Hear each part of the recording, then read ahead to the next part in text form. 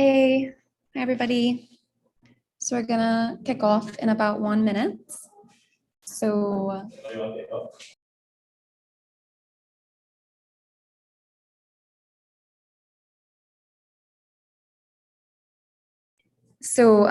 team that will be going first, Javed's team, y'all will have sharing capabilities. So whoever's gonna present, I will pin y'all, and I will remove my pin. Hey.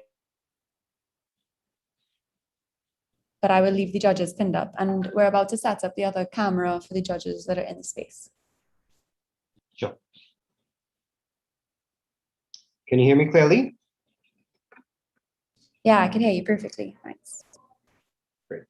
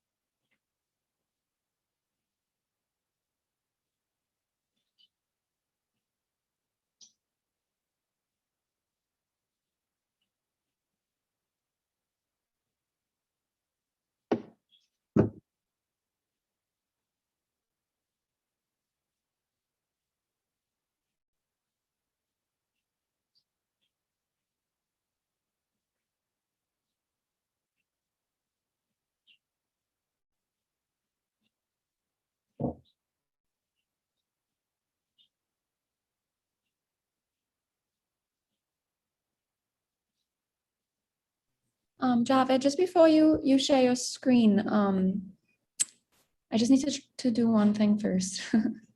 Awesome, thanks.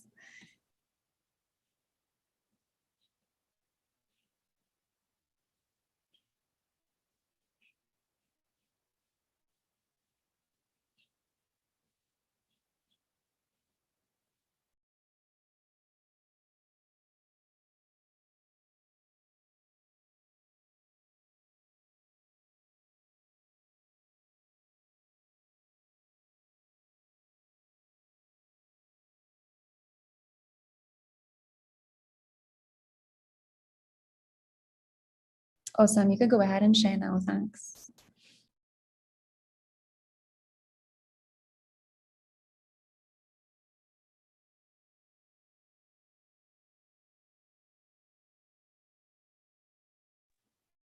All right. Can everyone see my screen?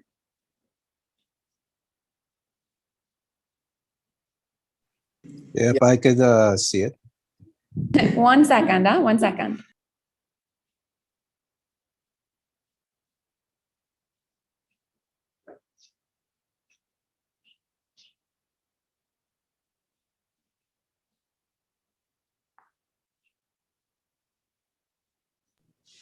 All right, you're ready to go.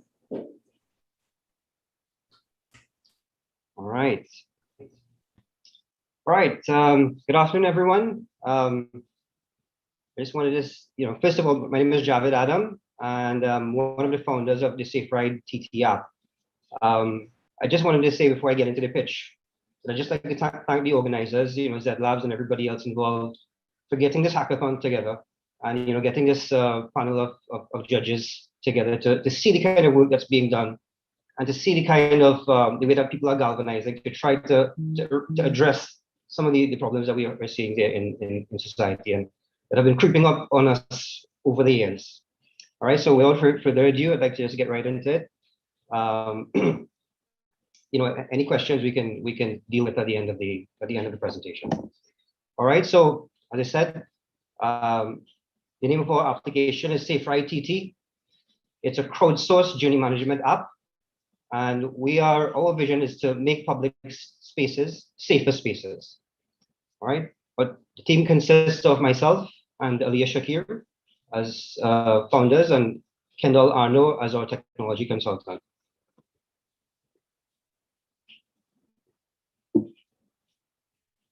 All right, so straight up, our value proposition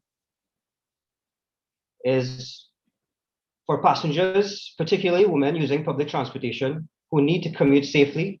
Our app, SafeRide TT, is a crowdsourced journey management mobile application that can improve the transparency of transportation service providers within any paratransit transportation network.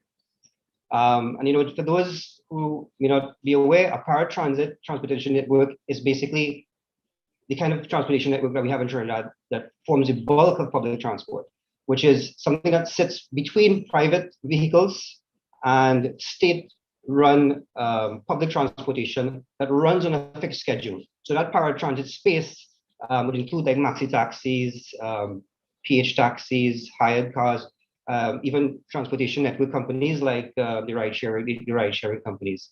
So that's the space that our app is going to be functioning in. So unlike other transportation network apps within the transportation space, which require active driver participation, SafeRide TT looks to put full control of the database creation of vehicles and routes into the hands of the passenger. So where we see it by leveraging the network effect and the rating economy, drivers who may be otherwise outside of this ecosystem can be incentivized to voluntarily install the app, and we can thereby achieve further transparency, traceability. And that is what we see will create safer conditions for the traveling public. And we'll kind of get into how we propose to do that. One of the things that I don't think anyone here is not aware of the fact that we are having a very specific problem here with respect to gender-based violence in the public transportation domain, right? And we can see it. It's been happening. It's been trending upwards between July 2019 and as late as March 2021. We've had 23 women who were reported to be violently or sexually assaulted. These include two really gruesome murders over that space of time. There are also countless anecdotes and personal accounts of women who have been subject to molestations and all manners of indecencies within the space. Right now, with the incoming groups of migrant and refugee communities, this is another vulnerable community that we're seeing. We've been seeing escalation in attacks on. All right, so the way we see it, that the root cause of gender-based violence lies in the negative behaviors and attitudes of some groups of men towards women. That is something that we see that we can't directly address through the app, but what we can control is in the space of within the domain of public transportation, where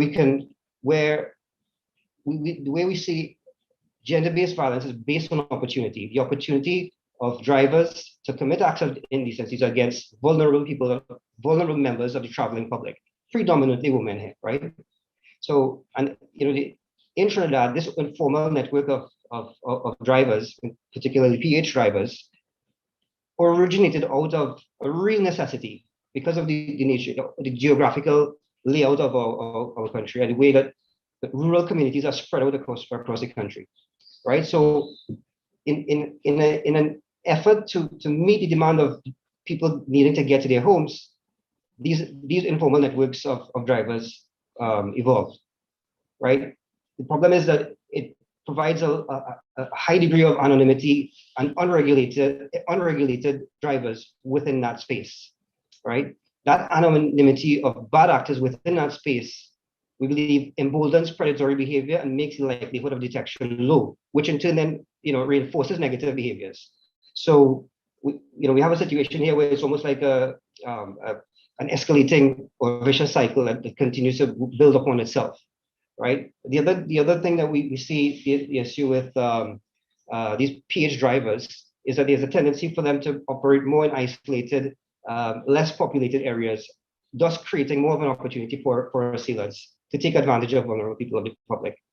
Now, the thing about the issue of unregistered vehicles is not an easy thing to deal with, because it does form such a critical part of the average commuter's daily mode of transport, right? On any given day, approximately 270,000 travelers enter Port of Spain. Of this, approximately 16,000 are women who would use PH taxis at some point during their journeys, either it's the first mile or last mile, if they refer to it. Now, this number of 270,000 is from quite an old report by Geneva in 2001. The percentage split between men and women, and how much of that are using PH cars comes from a Townsend report as recent as this year. So it's a large bit of a problem to deal with, right? So based on that, the way we see it is that in any effective solution to the issue of gender-based violence within the transportation domain absolutely needs to address that PH network based on the quantity of women utilizing them and who are impacted, right? It needs to remove the anonymity of transportation providers, and also it needs to allow the passengers to be located in a timely manner in the event of an emergency. So rideshare, Safe Ride TT, we believe we are uniquely positioned to address these key issues by putting the development of that database of vehicles directly into the hand of the passenger. And by doing that, we are looking to reduce the anonymity of the service providers within the network, right?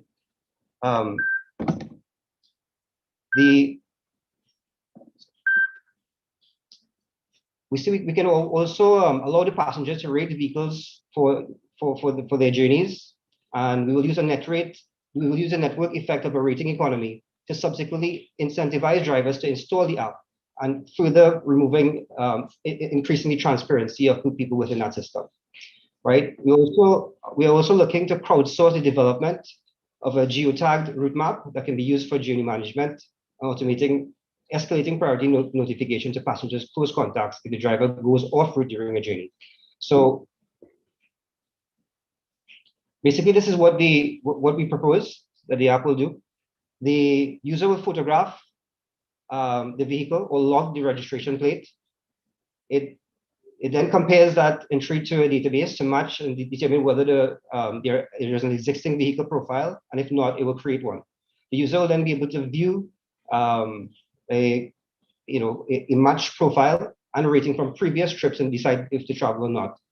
What we intend to do is use that data as well as the geotag data collected from the app to build a machine learning algorithm that will look at the route that a typical vehicle would normally traverse.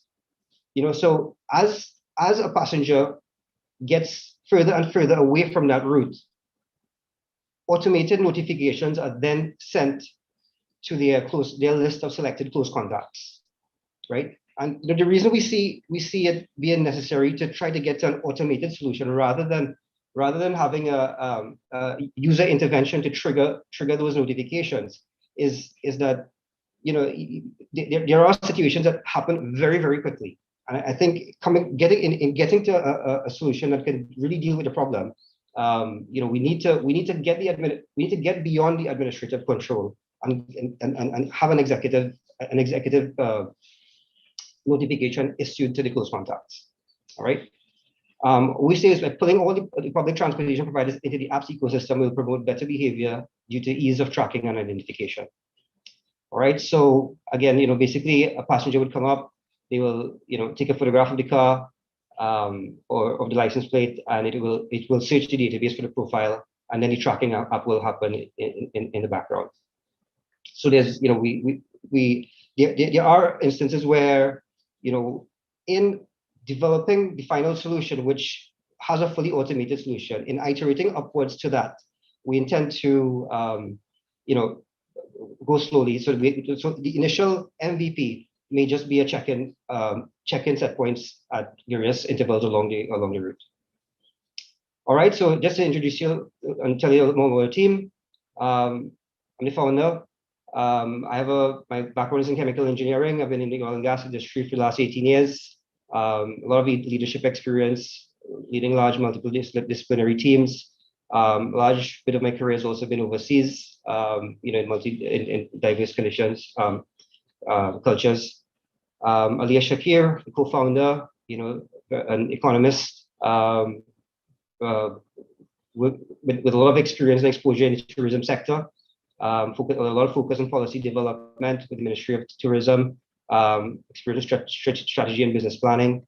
And Kendall Arno, who's our technology consultant, a lot of web development experience, with specific experience in social projects as well, with on relieftt.org initiative for flood relief victims. We believe that with our design thinking, our marketing, and tech background, we are well placed to take on something like this problem that we're seeing here. Just to get into the market size, a lot of this details come from those reports there. So it's a lot of it from Townsend and Wright, and that Geneva report. They're available. We've the UE Transportation Symposium has a lot of it. But what we've done is look at what our early adopters, try to segment our market into our early, mass, and late adopters. And we project a growth over the next 36 months to just under 200,000 people by the time we get to the end of the mass adoption phase. All right. And, as far as the early adopters, where we see a lot of the problems happening, it's women under 25, potentially even women under 30, probably committed by drivers under the age of 25. So those are some of the key segments that we'll be targeting. What we've also done is to develop some customer personas so that we can begin to really go out there and do our primary market research in order to ensure that once we've gotten to the point of scoping out our MVP, we understand exactly what the users need, right? We see, our persona for the key target passenger is a young, probably university student, very active on social media, probably comes from a rural community, and also male drivers, consumer reputation, right? So again, our hypothesis that we will be testing when we go to our primary market research will be looking to validate whether or not the largest percentage of sexual crimes committed by males under 25 against females under 25, and that's in progress. All right, as far as our cost structure goes, we have we estimate a total of $17,000 to sort of get through to our scale up stage. So my founder, my partner, and myself, we will be funding the first $5,000 to get through the market research and do the information gathering. What we will need is an additional $5,000, we believe, to get to an MVP, and a small amount after that in second stage, a second round funding to get some digital marketing in place. We believe a scale-up solution would be with a full backend with advanced machine learning algorithms would be around $20,000 plus or minus 30%. As far as our revenue, you have 1 minute, okay? 1 minute, okay. Well, I'm just going to jump right down to the end, and get into why our app, I think, is uniquely positioned to deal with this problem, and it's because we aren't depending upon the drivers to get involved. They are passive participants within the ecosystem that we are trying to create. We are putting that control directly into the hands of the traveling public, women, and that's where we believe the app will be successful. I don't think that any app that doesn't directly address the PH driver problem is really going to be able to tackle the crux of it, because that is where the majority of these attacks will come from. There are any questions and concerns? I know I had to rush a little bit through it there, but we have quite a lot of material on the deck with respect to our go-to-market strategies, how we intend to get to our product market fit, and again, the core strength of our team here we believe we are well positioned to build a product that can really focus in and address this problem. Thank you. Thanks, Javid. Unfortunately, we don't have time for questions. So, Sure. so we will come once everyone is presented, we might be able to come back. Sure, no problem. Thank Bye. you.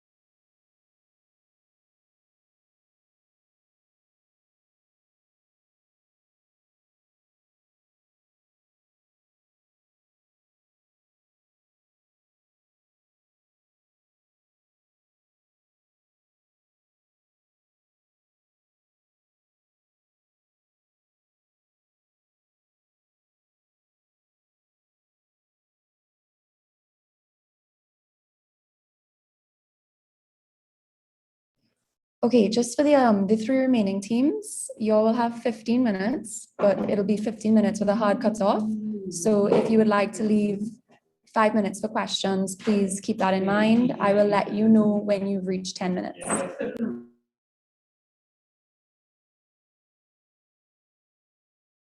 Who is presenting from Finder? Before you present, I just need to pin you. So just let me know who is presenting. I'll present these slides, and then two other people on our team will take away the pitch. Okay, I just need to pin who is actually going to be speaking. Alicia, is it? It will be Christine and me. So Christine will start off with introducing. Okay, 1 second. Let me just pin you, and then Christine. Christine, are you putting your camera on? Would you like my camera to be on? I could put it on if you want. I think it would be good. Yeah. Yeah.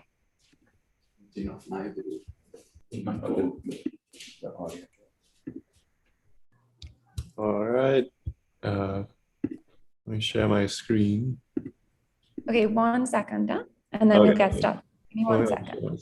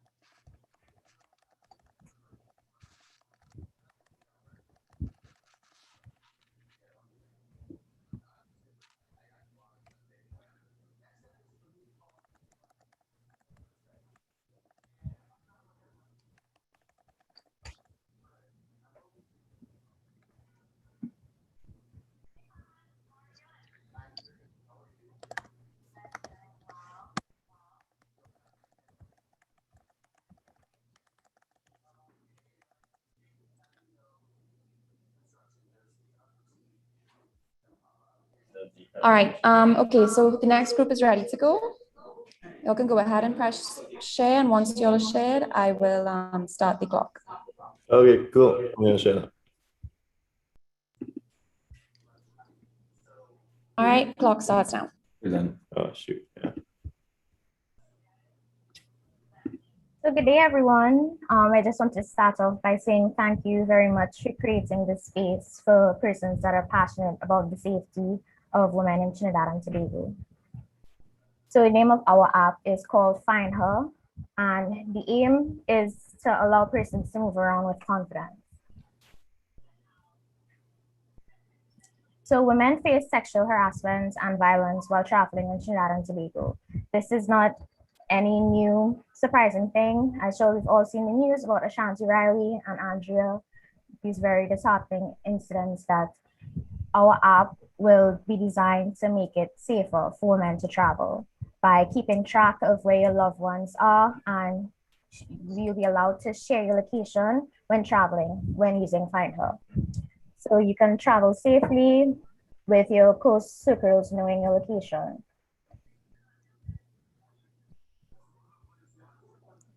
So gender-based violence cases are excruciating to victims, their loved ones, and society as a whole. Currently, there is no way for family members or close friends to track your location while moving around.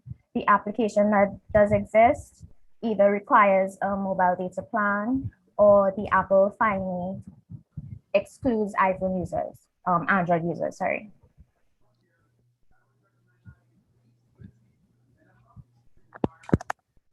So with our app, you'll be able to track travelers by using real-time location tracking technology.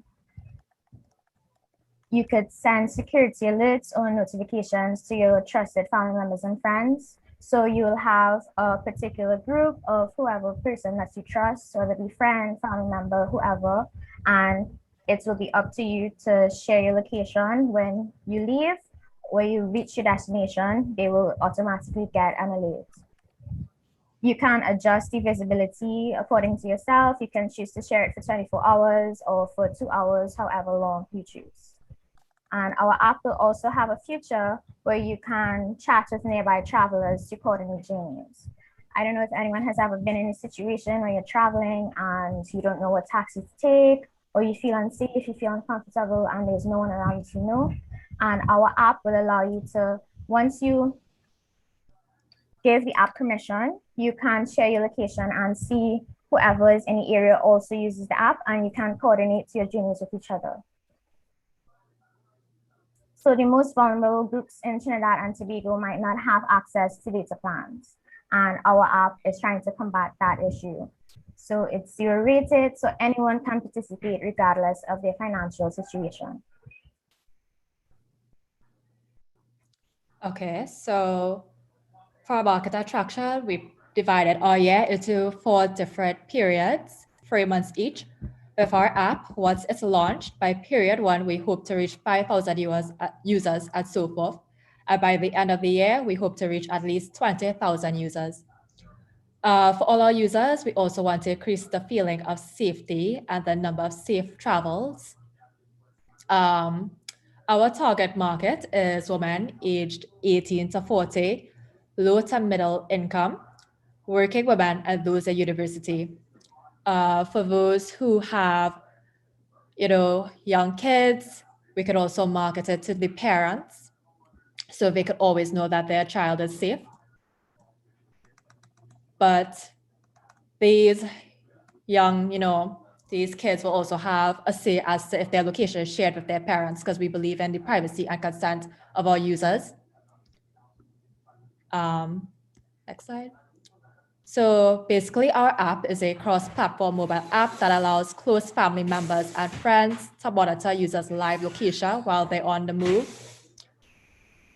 Connected users can also set up notifications to receive alerts when they leave or arrive at a specific location. And as mentioned before, it's a 0 rated app, so anyone can participate regardless of their financial situation. Most importantly, if the app is on pause, such as when you're in traffic, the app will ask the traveling user if they're in traffic. If they don't respond within a certain time frame, an alert will be sent. If they click yes, the time notification will restart. So it doesn't require any reaction time from the user in case they are in a situation where they are in danger. Okay. So for our team, we have myself, Alicia Kwok. I am a digital marketing strategist. So I will handle all the digital marketing, the nationwide campaigns through billboards and public outreach programs at schools. Because, well, yes, our app could be really good and functional, but if nobody knows about it, we're not going to get any returns on it. So I will handle all that. We have Ifan, who is our designer. He will set up the look and feel of the app, such as the user interface. We have Christine, who's responsible. She'll be the project coordinator. She'll be responsible for coordinating all the human and material resources we will need for the project. Then we have Josh and Chris, who are software engineers, so they will develop the app.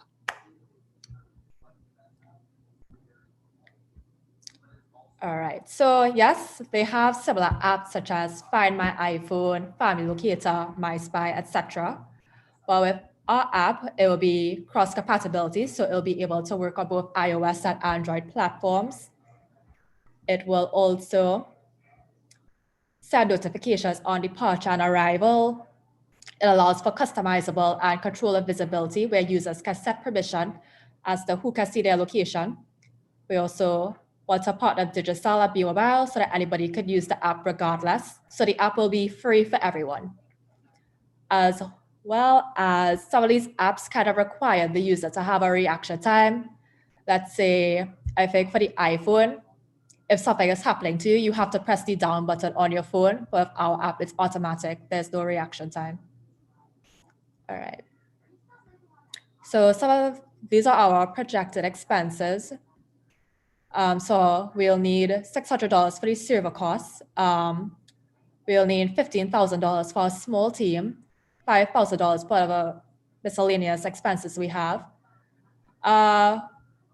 We said that we're looking for sponsors. We want to kind of go on a advertising model so that we will offer packages to corporate entities if they want to advertise with us, and in exchange, they'll have to provide us with sponsorship money. They could have maybe their logo or something on the app. Yeah.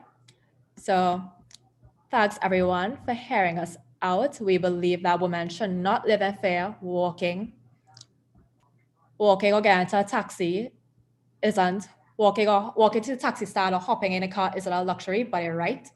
We hope to bridge between transport and safety in Trinidad and Tobago. And although we do recognize that the cause of gender-based violence is at its core a cultural problem and requires a cultural shift to address it, as well as effective policy change, our app, in the meantime, can help women feel safe. Yeah. So, good job. Okay, so we have about 7 minutes left for questions. So I'll just open up the floor to any of the judges. Hi, quick question. You said that the competitors, you have to touch you down in order to say you're in trouble. I don't know if I missed it. So then how would somebody be alerted that the person is in trouble? Yeah, so what we spoke about is that you would get an alert while you're traveling from one location to another.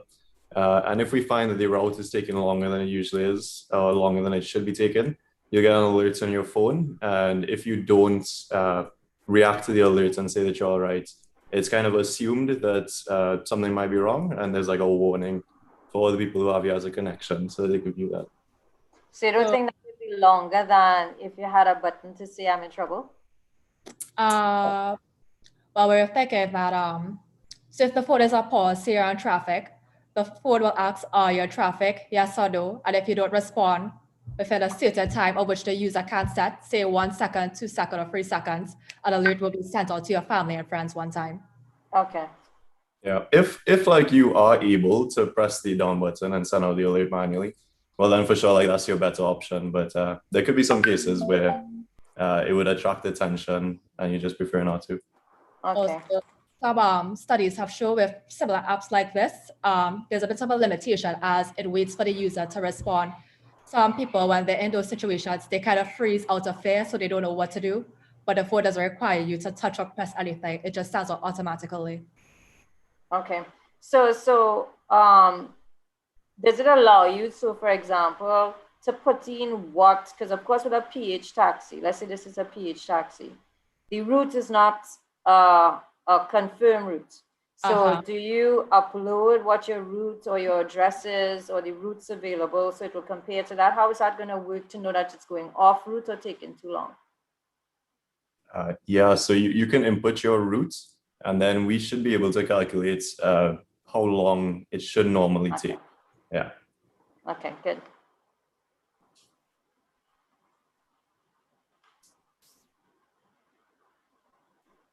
That's it for me.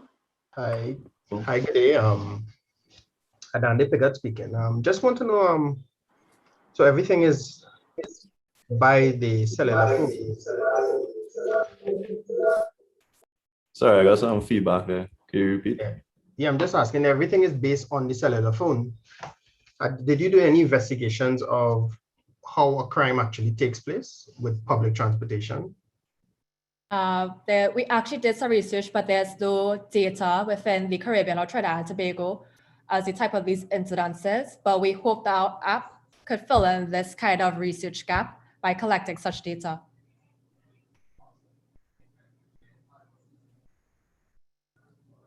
Okay, I have a similar question. I often because sorry. the app sends an alert. Sorry, he's still speaking. The app sends an alert to a family member, to someone that you choose. But the reaction time from someone who receives the alert to when they are able to rescue you, that seems to be a gap in the process of protection. Is it that it goes to a security company? Is it that it goes to the police? What is the response to the alert? Yeah, so our idea right now is that we can have a dashboard that we can put up inside of like a TTPS, like partner with the police and create dashboards so that they can view this information. Something along those lines. I don't think that like once you receive the alerts, like it's good to know that this person, something might be wrong with them, but I don't think like you would go to the location to save them. It would be to like call the police if it's something like that, try to get in touch with the person. And if we could feed that data straight to the police, that would be great as well.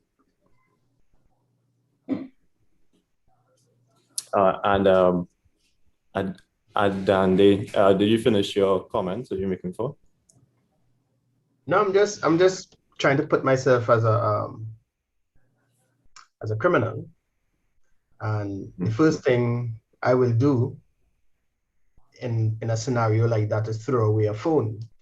So we all know iPhones and these Android devices have tracking capabilities, and there are also apps that already exist out there that you can. Your family could be prompted whenever something is taking place with the use of GPS. So I always wonder when we develop these applications, do we consider having something totally separated from a phone? Because if I'm going to do any harm to anyone, a woman especially, the first thing I'll want to separate is the handbag. I will take away the money if I want money and remove the cell phone capability, or put the cell phone somewhere to redirect the officers. And so I'm just wondering if so it goes back to the question I'd asked, have you all, I don't know if that is always the circumstance when someone is committing a crime, to ensure that the cell phone is not around. And if that is the scenario, I'm wondering if that will weaken any solution that is cell phone based only, So it's just something me thinking a little bit outside the box, just would like to consider.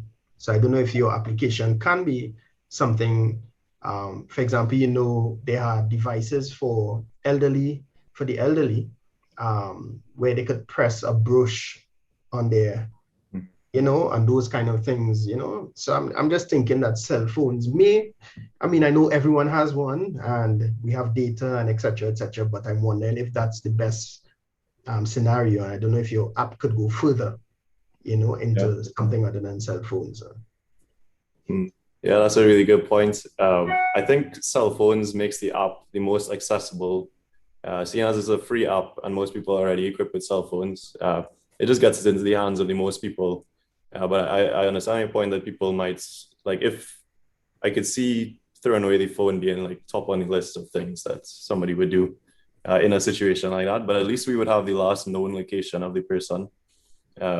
And we would be able to know that something went wrong within a matter of minutes as opposed to hours. Yeah, so two things as well, like we'll be able to know faster than anyone else will and just immediately fire off that alert and report to whoever is necessary, TTPS, family members, that, you know, this phone, it looked like it started a journey, but it didn't arrive at its destination.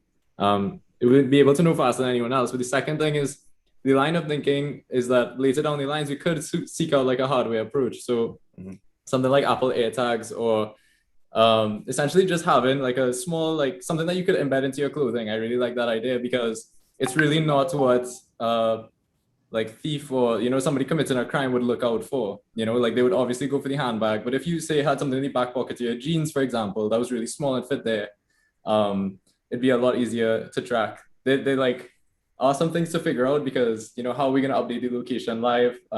That's kind of, we're definitely thinking about it, and we'll integrate it for sure if that tech is available onto our network. All right, good job, guys. We are at time, so thank you. Thank you. Thank you.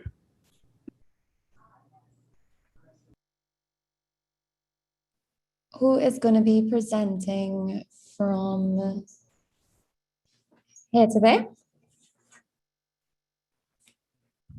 Hi, are you guys hearing me? Yes, and I'm going to pin you. Anybody else or just yourself? Yes. So Ray will be presenting. He will be sharing the screen, and both of us will be presenting. So he should be sharing it now. Sure, 1 second. Thank you.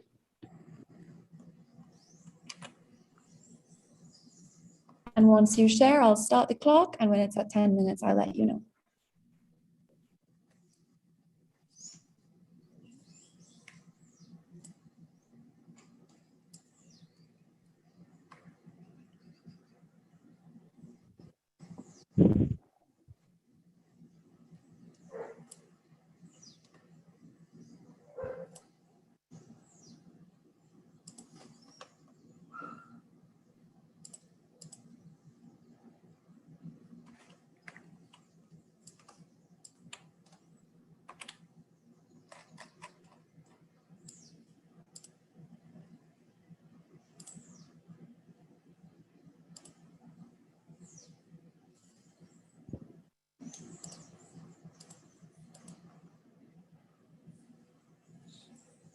Can you guys see my screen?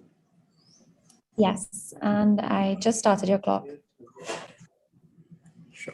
Okay. So hi everyone. Welcome to our pitch deck for here today. We'll just keep. Sure. Yeah. So for our product, so here today is a mobile application that helps you get real-time data on bus schedules and its locations in Trinidad and Tobago.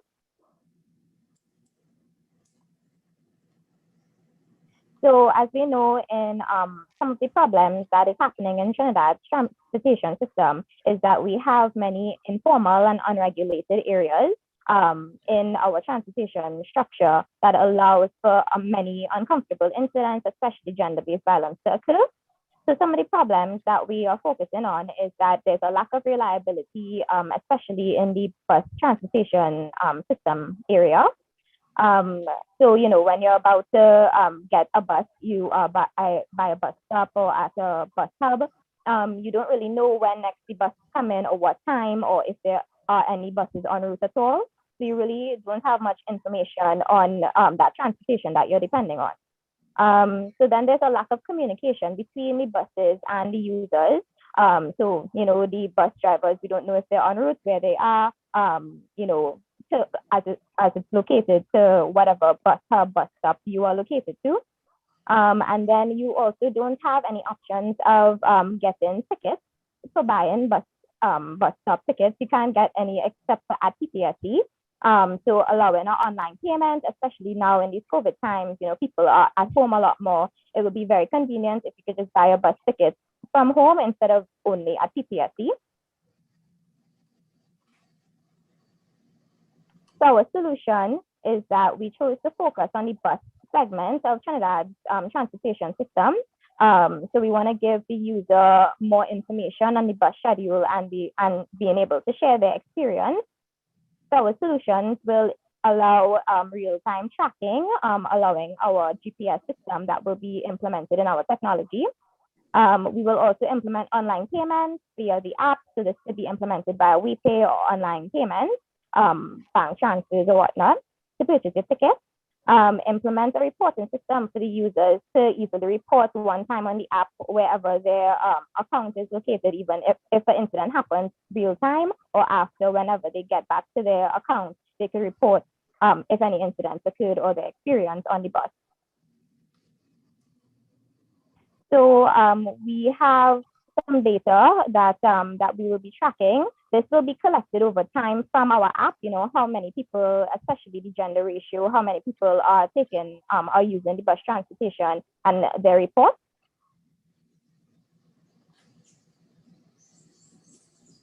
And then we want to start with the target market, which will be firstly focusing on women from ages 14 to 65. So most women, as long as they should be able to, use a phone and access the app, and you hopefully be able to process, work through the app and process a payment. And then apart from women in that age range, also students we believe will highly benefit from the app. Right, and then our direct competitors, really there isn't much except for PCSE's call center. That's the only option to get any information on any bus schedules or their routes or where you can get different buses. And then our indirect competitors would be, just opting to use a private car or another ride-sharing app. And then some of our competitive advantages will be, so we'll encourage a reduced number of vehicles on the roadway, which will result in less traffic, less carbon emissions, and less parking requirements. Another advantage would be that buses are, also a very cheap form of transportation. It is the cheapest across the country. And then also women will feel safer using buses because we will have a tool, a reporting tool implemented into the app, which apart from giving them data on their transport, they can report anything that happens, which allows identification of the bus that any incident occurs on. Right, and then from here we will, and then our competitor approach will also be that we will be conducting campaigns to educate people on gender-based violence, especially to drivers and the general public. And then we'll also have intensive periods of marketing to onboard users. Right. Thank you, Sunal, and I'll take it from here. So I'm Riyadh. Hi, everyone. So just a little insight on our business or revenue model. So how it is we expect to earn some revenue from our app. So we consider 3 options. So firstly, we considered implementing advertisements, whereby while a user is interfacing with the app, we can have advertisements flash across the screen. We also considered using a transaction fee, which will be incorporated in the ticket fee. So when you go to purchase a ticket, maybe it may be $1 or $2 more that you would pay for use of our app. And thirdly, we did consider that we will be pitching our idea to the government for funding. Once they see the number of benefits that you can get from the app in terms of safety, I think it's something that they would be interested in and it's worth their time. We also considered approaching some external entities for grant funding. So entities such as maybe the Inter-American Development Bank would take interest in our app. A future roadmap. So what are our next steps? How much support do we need from investors and what it will get to us? So the actual launch of our app should be Q1 2022.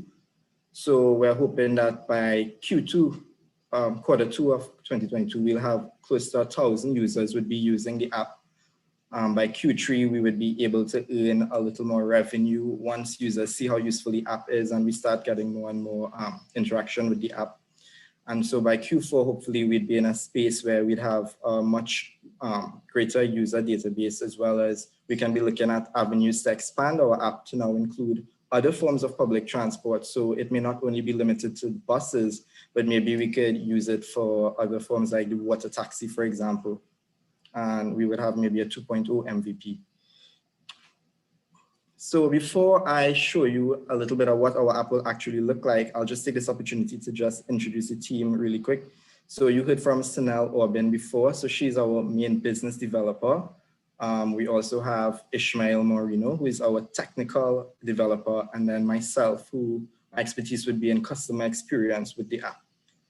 So I'd now like to introduce you to the first version of what our user experience wireframe for this mobile app would be. So here today is the name of our app. So once someone downloads the app, this is the first screen that they're going to see, right? This is their first page. So you have the option of registering if you're a first-time user, or you can log in. So if you are logging in, then you have the option of putting in your email address as well as your password, and then you sign in. Once you sign in, it takes you to the home page. So in our home page, you see a map of your actual location, and then you have the option of clicking where to. So once you click where to, maybe someone types in Arima because that's the intended destination, and then it pulls up all the different buses that can take you to Arima, as well as the expected departure time. Apart from the homepage, then we also have information on schedules. So once you go on schedules, it gives you a listing of all buses upcoming, as well as ones that may have passed already. So you can see the exact time that the buses would have made their journey, as well as the expected time for their next departure. So as Sunil had explained before, our app very usefully also gives you the option to purchase tickets online. So by the use of your credit card, so it's cashless transaction. So once you click on tickets, you have the option of selecting maybe a day pass, or students have the option of using a student pass that could run for maybe up to a month. And then of course we have our pensioners, which we know travel for free. Once you purchase your ticket, you will get, it will come out in the form of a barcode, which would be scanned. Once you enter the bus, you have to scan your ticket from your app screen. And lastly, profile. Your profile on the app, you have the option of updating your profile. So you can put things like your name, your gender, your age as well. Then you can update your payment methods. You could view your past trips. And one of our most useful tools, as Sanal mentioned before, is we have the option to report an incident. So once you click report on an incident, a number of options comes up. For example, my driver drove dangerously. I was discriminated against by my driver or a passenger. Anything, even if it doesn't fall into one of these categories, you also have the option of clicking other.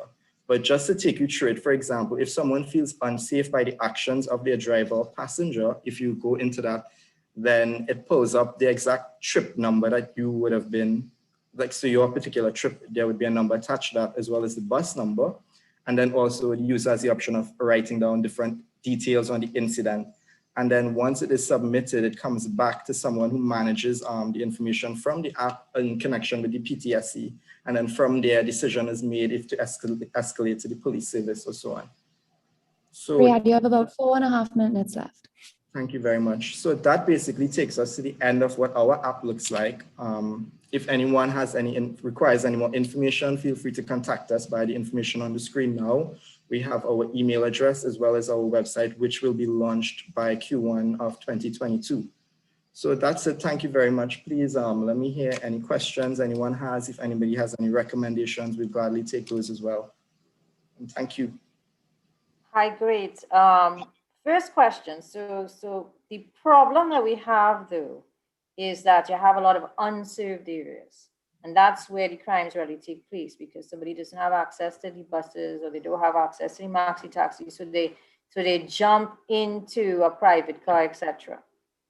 How do you see your app being integrated, let's say, with the transportation, etc., so that scheduling and routing will then have more data to say, okay, we need to pass this route, that route.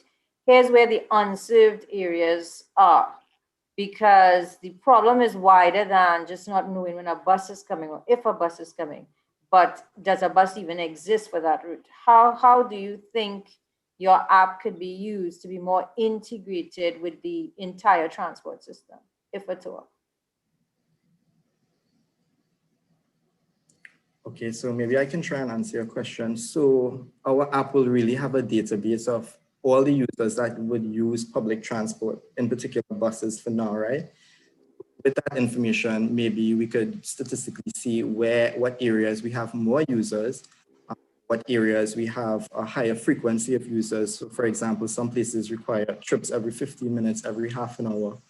And so with that sort of information, we can decide, hey, maybe we need an additional bus that could service the places that persons are coming from. Because, for example, if we say in Point Fortin, there are like 50 persons waiting for the bus at 8 a.m., then maybe we can try and see now, use this information to see, well, where are these 50 persons coming from at Point Fortin? So basically, the information that would feed into the app could be used to see where we could expand to provide transport for other buses.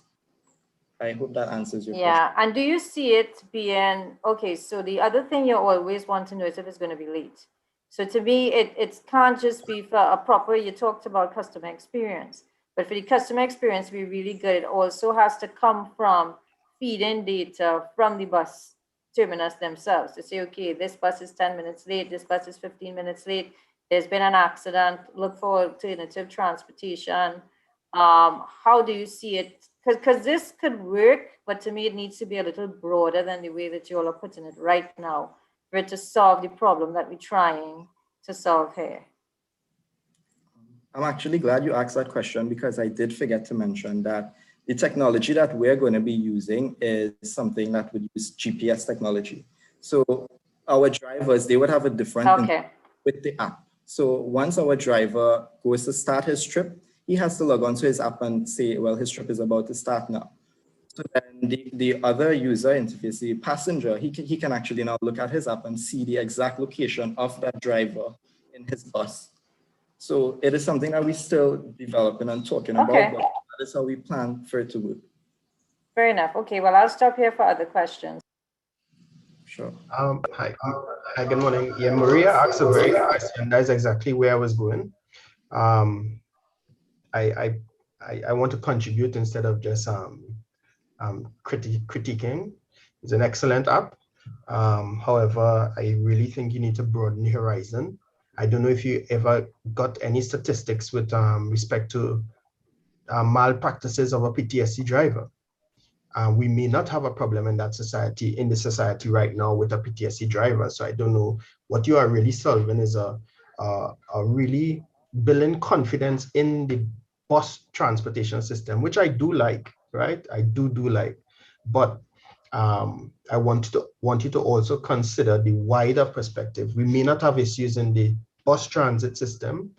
We have some, we all aware of some issues in the private car for hire, and also there are some issues in the legitimate taxis that we have in the public transportation system, and also the T-Vans, which is T-Vans for hire.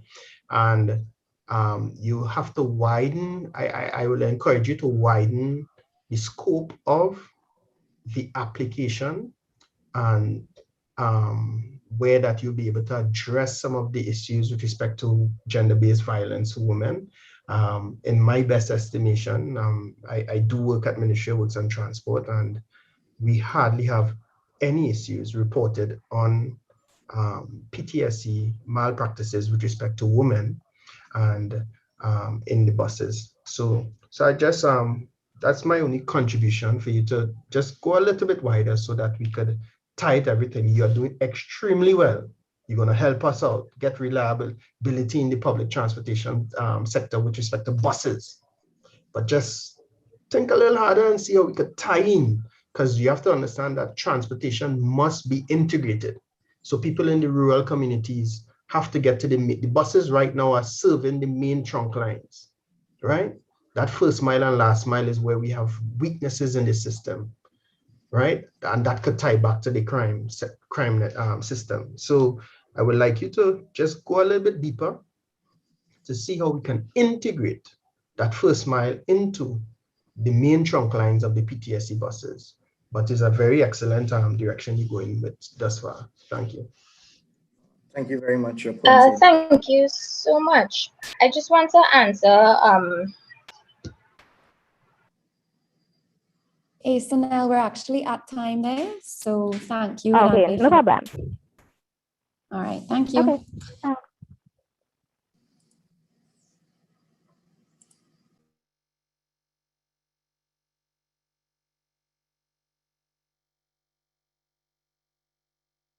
Who will be presenting? Joel, you're presenting? No, I am Kyle, yeah.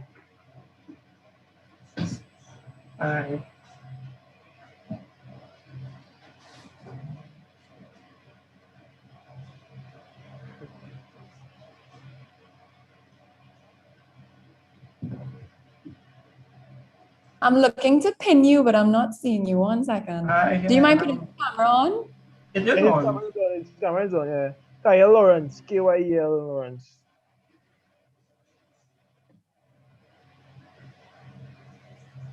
You can't see me. Why can't you see me? Got you, I got you. Good. All right, go ahead and share your screen when you're ready, and I will let you know. Both of us are sharing, yeah? Okay, let me share you, Joel. This is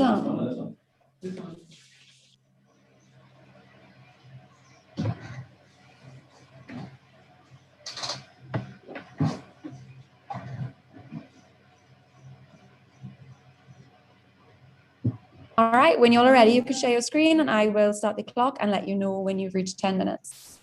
Okay, no problem.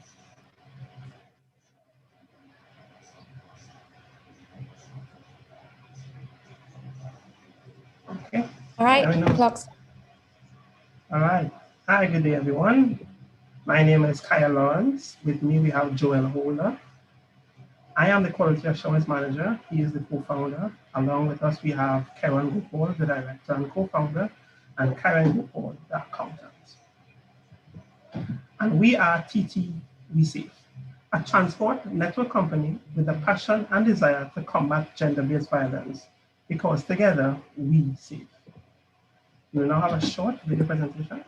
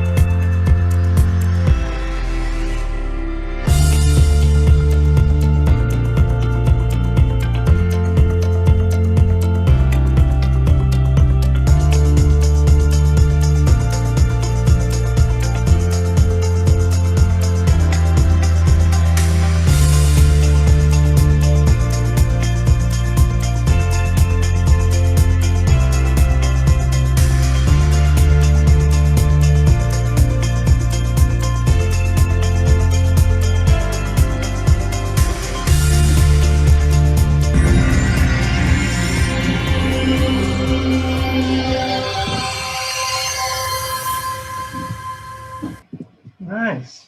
That's an introduction to this presentation.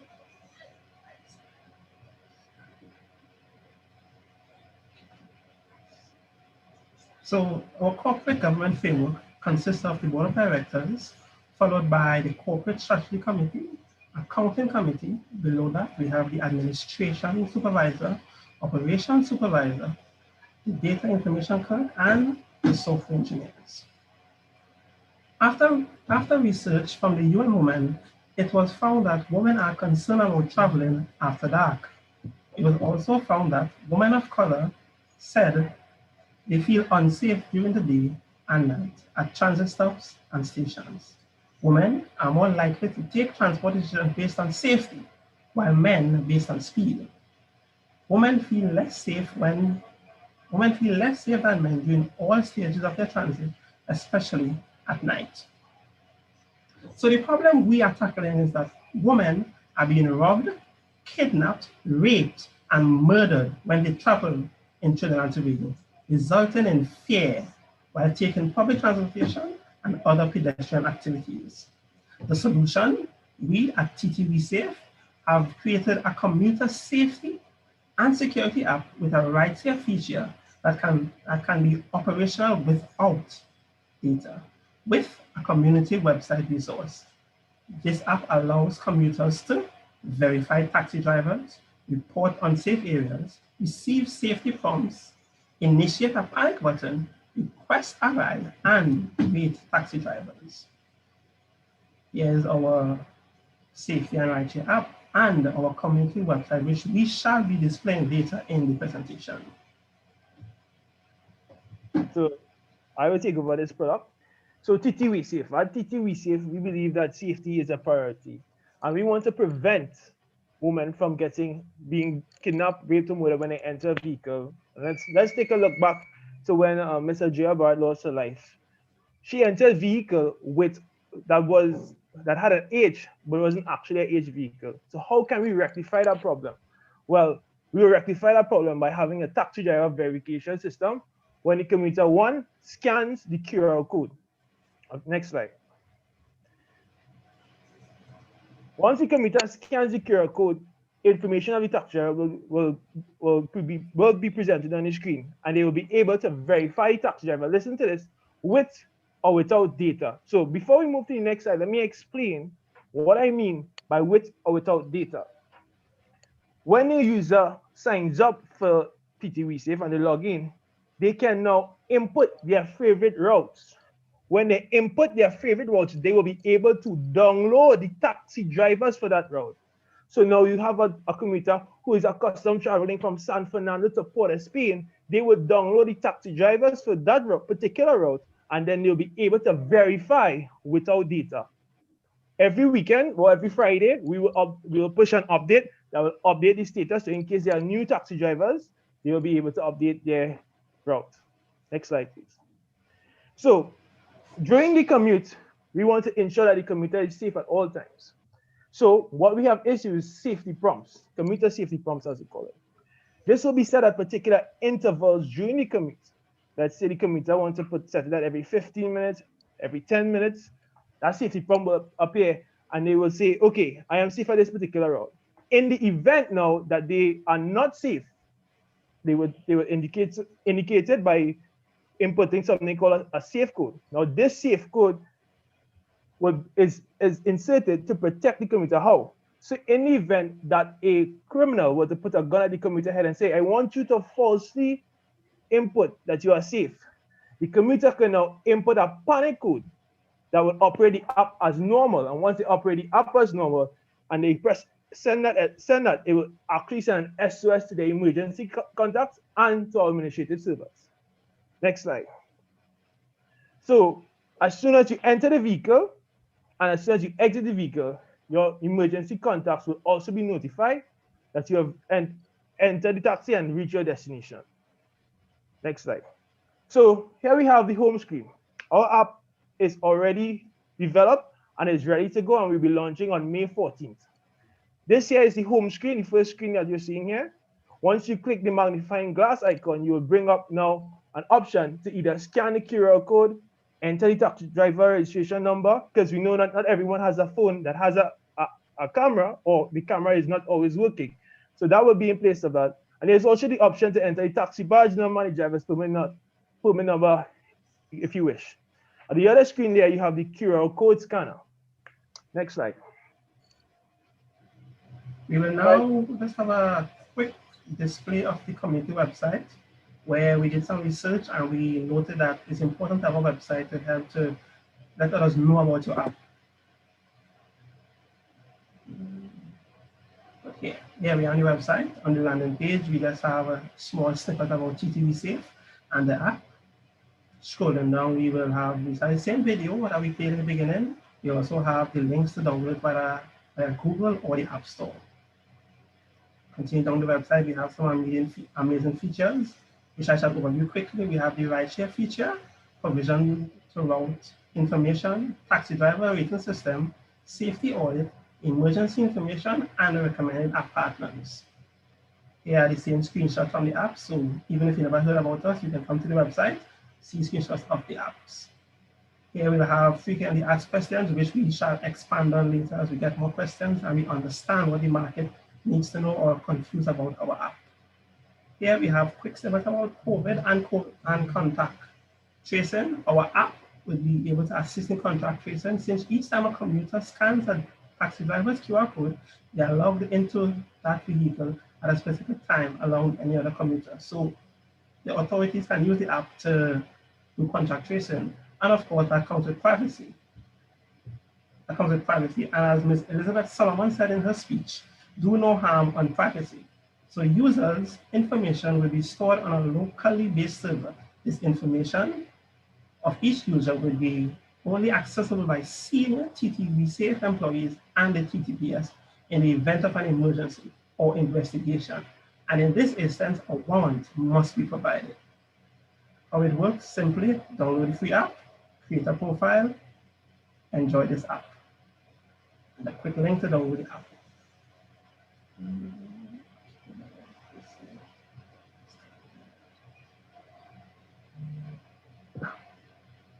Yeah, just the quick features I mentioned before, that's on the website.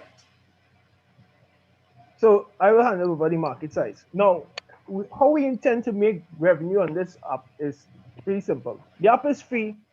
Well, the taxi driver verification feature is free to all taxi drivers and it's free to all the commuters. But we intend to make our revenue coming in from a rideshare feature and from in-app ads. So in order to bring in that revenue. Joel, y'all are at 5 minutes. Okay, no problem. Right. So in order to bring in that revenue now, what we will do, we will market to commuters. The more commuters download our app, the more increase in in-app revenues you will get. Also, we will have taxi drivers using our app in our rideshare feature as well as maxi taxis as well.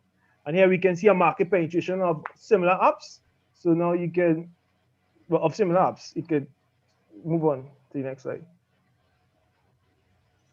Next slide, yeah. So our competition will be similar rideshare apps like O'Reilly, TT Rideshare, Travel, and the TTPS app as well. So our competitive advantage. One, we are the official app of the Trinidad Tobago Taxi Driver Network, which have over 50 taxi associations underneath them. And it's the only app that is combined with a safety and security feature as well as a rideshare feature. And the picture you see there is an article that we are endorsed by the president of the Trinidad Tobago Taxi Driver Network, Mr. Adrian Acosta. So our expenses would range from app development, which ranges at app development and maintenance, which ranges at 400,000. And then coming down, we have salaries, marketing, and equipment. And as mentioned before, our income and profit model will come from affiliate marketing, in-app ads, QR code ads. So what we plan to do, let me just expand on that a bit. We will be putting QR codes on the vehicle. Underneath the QR codes that you would have seen in the video would have been the TT WeSave logo. We want to replace our logo with individuals who wish to sponsor a taxi. So once they sponsor a taxi, their logo will be on the taxi and they will get advertising mileage as well. And then we will be able to recruit money from the rideshare feature. Our financial projection for the year one, we estimate to make just under 500,000 in our first year. Our second year, we estimate to make just under 2 million. And in our third year, we estimate just to hit the $3.5 million mark. 3 minutes left. Yeah, and we already engaged the community and presented the Google Women Techmakers Summit, as well as been featured on The Guardian and the Newsday, as well as TV6. So, all in all, we at TTVCF believe that every citizen deserves the right to feel safe and arrive home safely. In closing, we urge everyone to encourage their family members and their friends to download the app, use it, and for corporate Trinidad and Tobago to help fund us so that we can make this app sustainable. Additionally, gender-based violence is not only for women. It should be a twofold situation where men are held accountable for their actions and men are held just as much as women are held against gender-based violence. Thank you. Thank you. I hired Andy Piggott. Why not real-time updates? And also, will your system be linked to Ministry of Works and Transport, or only because they are registered with you, you will have the information? Do you need a API to get the driver information? So yes, so once we get together with the Ministry of Works and Transport and have a discussion, we can arrange for an API so that the information can be pulled from our database to theirs. But as I said, once we trash out the terms and agreement with the taxi drivers, that will then be put in place. Also, will your app be able to, because similarly to what I asked with the last presenter about PTSD, Just now, I think, repeat that. Repeat that. Similarly to what I asked the last presenter, Mm. we hardly have issues with the legitimate taxis, hardly, it's much less than the private cars for hire. And I see that your app is focused on taxis, and you said maxi taxis as well? Yeah. Will you be able to, is your app able to, well, obviously it will be, but in the event that, for example, PH and buses, as the other person had, what is the likelihood of your app being expanded into the entire transportation system instead of the legitimate only at this point in time? I think it's 100% possibility that could happen. What we're doing, we're pending the legitimacy of the PH.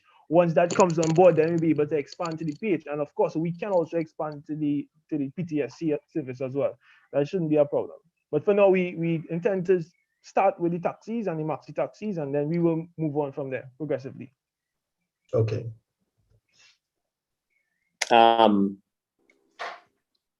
Yeah. So, Joel, at the beginning of the hackathon, we said we're going to be judging you guys based on what your team has been able to accomplish on the weekend. Mm-hmm. So give us a little more, if you care to elaborate more on what you and the team were able to accomplish this weekend. Okay, so what our team were able to accomplish was in that previously we didn't have safety audits. So one of the things that we implemented was the safety audits, so that now we can alert women of roads that are dangerous. So given that we are alerting women that particular roads are dangerous, now they will be more cautious when they are proceeding to those particular stands. Also, it will aid in prevention of crimes, future crimes, which will allow them not to enter those particular areas. And again, as I said, prevention of that as well. Also, it also is used at having the website with information of different related apps, such as the UN Women app, the Pink app, the Pink Taxi app, as well as other apps as well, TTPS apps. Hi, I have a question, and this is a repeated theme in all of the presentations and our fellow judge, which is the expanded transport system, which includes the necessity for unregulated taxis.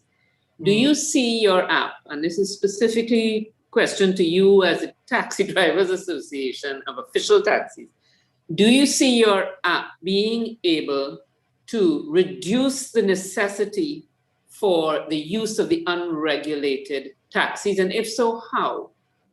One second there. Yes, I believe so. What we can do is with the rideshare feature and with the use of our apps, what will happen is that once we have the app in the majority of the commuters' hand, what we'll have is data. We will have data in respect to the areas that are heavily saturated with commuters and heavily saturated and areas that are not saturated with taxis. What we plan to do is take the data, right, and advertise the taxis, who are in areas that are heavily saturated with taxis, and bring them over to the areas that are saturated with commuters. So that will cover that basis. And also with the rideshare features now, it will allow women who have issues in getting transportation the first and last mile to be able to request a ride instead of utilizing the PH taxis. That answer your question? So another quick question. What is in it for the drivers? Why Because- should they allow this to be part of why should they have a sticker on the side of their car? So the app does not protect the commuters alone. The app also protects the taxi driver. So as I mentioned before, the app information will be stored and only be accessed in the event of an emergency. This emergency will also be in the event that a taxi driver is robbed or murdered or something like that. What will happen is each commuter that scans the QR code will be logged in our database at that specific time and the moment they exit the vehicle.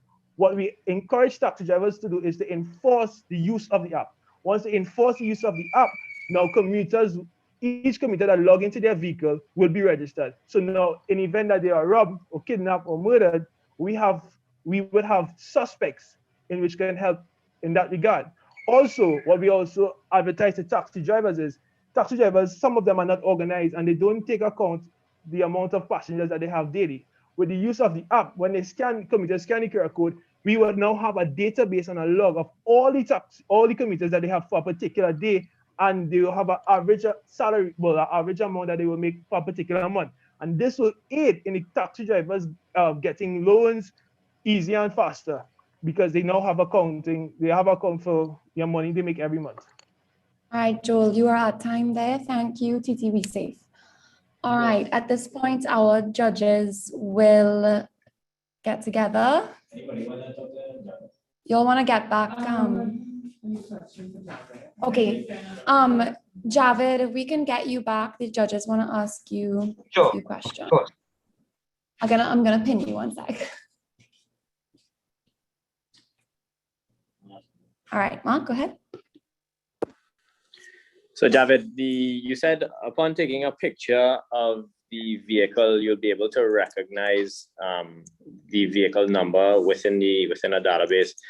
How would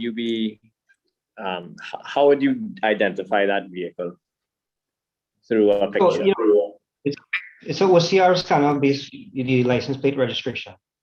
We think we can get an integration into the app fairly easily with that. And if there's an issue with the recognition of that, the characters on that license on the registration plate, the user, the passenger, can be prompted to manually create a profile. Okay, great, thank you. And so even lower end Android devices, are they able to do image recognition that may be that intensive for to recognize the letters on a license plate, and also taking into account the poor quality of the picture itself? So we do recognize that a large percentage of the people who are using PH drivers may not have high-end phones, and data may be an issue, right? So there will be an option for the user to manually create a profile for the vehicle. So the way we see it is like, the database is going to be a database created of vehicles. And once, drivers at some point, through the rating economy they come on board, they opt to come on board, because passengers simply don't get into their cars, because, the rating system will be designed in such a way to encourage people to register and use the app. So in that way, once our user base, our passengers, begin to manually log those, even if they don't have the higher end phones that can't do the OCR scan, that database could still be built out. And again, in trying to understand what the problem was and focusing directly on where we needed to be looking at, the challenge with the PH drivers serve a real necessity, right? And it's in those areas where there are real problem areas sometimes, and it's really going to be a task to get them to just voluntarily come on, which is why we believe that the first wave of this thing needs to be completely controlled by the passenger themselves. If I want to get into a car, I'm going to create a profile for that vehicle. I can't match the driver, right?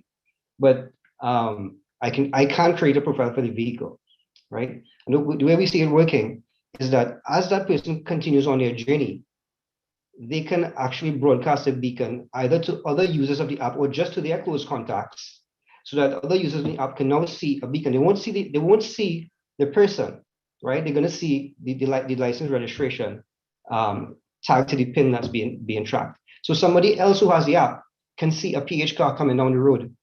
That's PCT or whatever, coming down the road towards them. So they can actually see that on the app. So we're looking at actually trying to build some aspects of that location tracking into the actual app. Does that sort of answer your question? Yeah, definitely does, and goes into some further outlooks on where you plan to scale up and mitigate other problems. Thank you. Yeah. Quick question, just following on from that question. So if are there any additional questions? Sorry, Maria. Just one quick question. So when let's say you load up, because to me the problem that I see here is that people need to get to somewhere and there's no other alternative, right? So if someone takes a picture, loads it up, and it's not a registered vehicle was there before, do you have or do you see a system where you will tell the user, okay, this is not a registered vehicle, but one of the registered vehicles on this route will be there in 5 minutes? Do you see it doing something like that? Because that's where I see you could kind of mesh it, right? Of, the guys who don't want their vehicles being registered and raise up a problem. Those are really the ones, if you ask me, the ones that you have to watch. But it's more about the user finding out, okay, if I don't take this car, what are my alternatives? When is the next vehicle? Exactly. And that's why we see, if a user, so think about Waze, right? Waze basically, it's Waze for the passenger. That's exactly kind of that's kind of like how I'm seeing it, yes. Right, because people put their things on the car and you can see the traffic, you can see the traffic flows, right? The cars themselves don't have anything attached to them. It's the phones in there, right? So we're looking to basically do what Waze is doing for the passengers, right? And but also in a space where we're starting to build out that driver database. Now, the way we plan to the rating system itself needs a lot of thought that will go into it, because it has to incentivize people to come onto the app, right? So, like for instance, for people who are registered like taxi drivers, because this thing can work across each registered taxis as well as unregistered taxis, right? So for people who have an H designation, automatically you rate them as a 5, right? And if a passenger experiences a problem in there, that's where people are really enticed to go onto an app to rate anything. Let's be real. People don't like to rate stuff.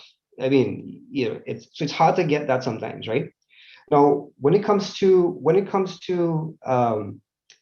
somebody who is not like a PH taxi, automatically you start them off at a lower rating. The other thing is, like, with what we propose to do, if a passenger is sitting in the car, right, after some time, we should be able to build out that database. We'll have basically a model of what the routes are, because that's the other thing about Trinidad's transportation system. It's very specific. This taxi works a specific route, generally speaking, right? And that's how these rural PH taxis function as well. They go from point A to point B to a main hub. So after some time, that we have several users in that area, passengers who go from point A to point B all the time in this particular taxi. So where that taxi typically would operate, right? And if you know that, the speed limits on that road, you can actually now begin to increase a driver's rating or decrease based on performance. The other thing we were talking about with the automation of the app is that I know what. Sorry to cut you off there, but we do have to move into the judging now. Sorry. Okay, guys. Well, thanks a lot for the opportunity to answer a few questions. So that's okay. You answered it. Thanks. All right, judges, I'm going to move you all into a breakout room. So just hang on 1 second.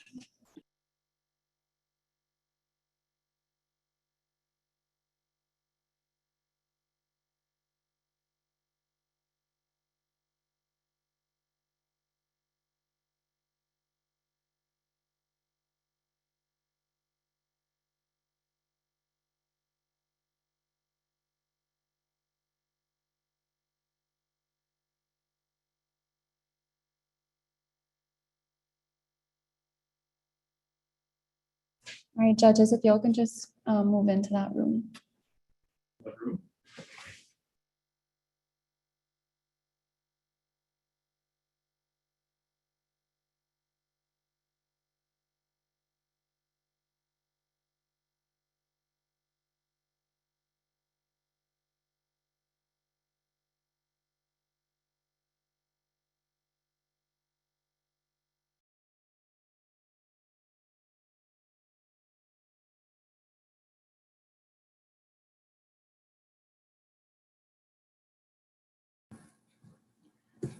Hello, everyone. Good afternoon. Are you all hearing me? Yes. Afternoon. Thank you so much. Hi, Sarah. Hi, everyone. I'm having a little difficulty with sharing the PowerPoint. I was able to send it to Maria. Is that the host for VIP Hackathon? Yes? Person here? Maria Elena. Elena. Hi, I'm seeing some familiar faces. This Javed. How are you? Not too bad at all. Maria Elena. Everyone. Good afternoon. Are you all hearing? Yes. Hi, so I'm having a little difficulty with sharing the presentation. I haven't been handed over the host or co-host to be able to share. And when I am, it's just picking up basic and not advanced. So I'm not too sure what's happening there. But nevertheless, I think I have about 8 minutes. So let me kind of go through.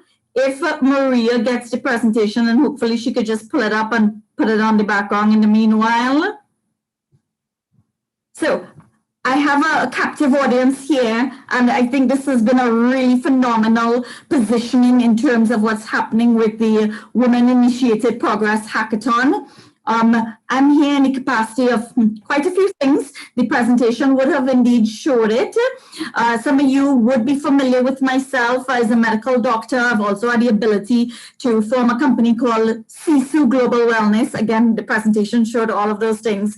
But I'm speaking to you really in the capacity of a United Nations woman facilitator and trainer to a very new program called our Male Leaders Training Initiative, which is funded by European Union, but managed by IGDS UE, the Institute for Gender and Development Studies. Let's see if we get any opportunity to share here again, so we can go into the program. Sarah, if I email it to you, probably that might work. Oh, sure, but you should be able to share because everybody is able to share in the call. Okay, what it's saying is just screen whiteboard iPhone. You using, send it to me, but share She can use screen of options. Just click on desktop or screen, anything like that. Let me try with screen. Yeah.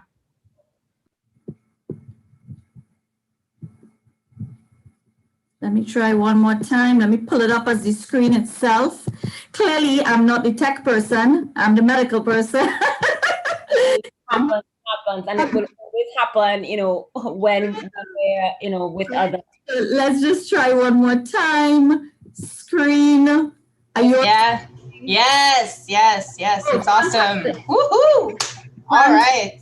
Great, fantastic, good. So this is essentially this has been a program, I would say, 3 years in the working. And we all know what's happening with gender-based violence, not just here in Trinidad, but across the world. So this has been a program that has been multiple collaborative partners, United Nations, UNFPA, hosted by IGDS, which is the Institute for Gender and Development Studies at UE. And it's been positioned as a male leaders training program with a focus on family and gender-based violence, really as an outreach, really as an empowering program, really as a behavior change program, because we know the numbers, but I am going to bring that attention to you. So a little bit about who I am. Some of you would be familiar. In this capacity, I'm the facilitator and training of this UN Women program. It's called Foundations. I've had the opportunity to lead at United Nations CSW, Commissioner Status of Women, and be a speaker there, and actually have some of our initiatives being incorporated into the global strategy. In the years 2019 and 2020, I had the opportunity of being chair to the Gender Advisory Board. And then, of course, another voluntary role is with our medical association, the capacity of leadership, non-communicable disease, and health advocacy. I would honestly say the most important role I have, however, is mummy to a little boy named Musa. And all who knows me knows that is the most important role. And my role here is really just as a call to action to get people, more persons into the program. We got our funding and we started our cohort 1. A little bit about myself and where it has positioned and why I'm positioned where I am. I met Malala Yousafzai in 2014. I had the opportunity of being her personal physician for an entire week. And that very much pivoted my career, my purpose and passion. And I believe everyone here should know why they're here and what is their reason for change. Why do they want to make this difference in the world? In hearing this young girl, she was 17 at the time, in hearing this young girl articulate all the things and challenges she's been through and in what she's been able to accomplish, it really moved a lot of my decision-making processes at that point in time. The very couple of years after, I was able to present all the way up at UN, which again was another pivot in my life. So this particular program, moving straight into it. So like I showed you there, that was 2017. This is 2021. It's been a journey, but that's okay because we are where we are. And this is a call to action. So this particular program is indeed, like I said, hosted by IGDS. What it is about, it's a male community leadership program. We want to find champions. We want to find allies and participants to join the Spotlight Initiative, to help us create ambassadors, to help us create community leaders and peer influencers that will move the knowledge that we're familiar with to promote a zero tolerance towards family and gender-based violence. What will it take? Very simple. You just need to be over 18 years old and with that committed passion. If you have some opportunity to be a youth leader, a community influencer, if you've been part of a faith-based organization, even better. However, this program is built out in such a very dynamic way. We are empowering you with facilitator skills. We are empowering you with outreach skills. It is a 6-week program at 4 hours per week. And of course, it is heavily supported, as I shared, by UNFPA, EU, UN Women, and IGDS. And of course, the dynamic facilitators, to which I consider myself one of the dynamic facilitators, but we are one of 4 at present. So to kind of put it into perspective, and I think before I even move forward, I need to put a huge disclaimer on these slides. Yes, we may know, but we still need to be familiar with how harsh these numbers are. Why the need for this program? So this particular program, these particular statistics that I'm referencing came from a National Women's Health Survey in 2018, where there was a formidable sample size, more than 1,000 respondents. It was, again, through the Trinidad Tobago Women's Health Survey, IGDS, and a number of bodies would have formulated this data. And you know, in Trinidad, we're always saying that we don't have enough data. This is data.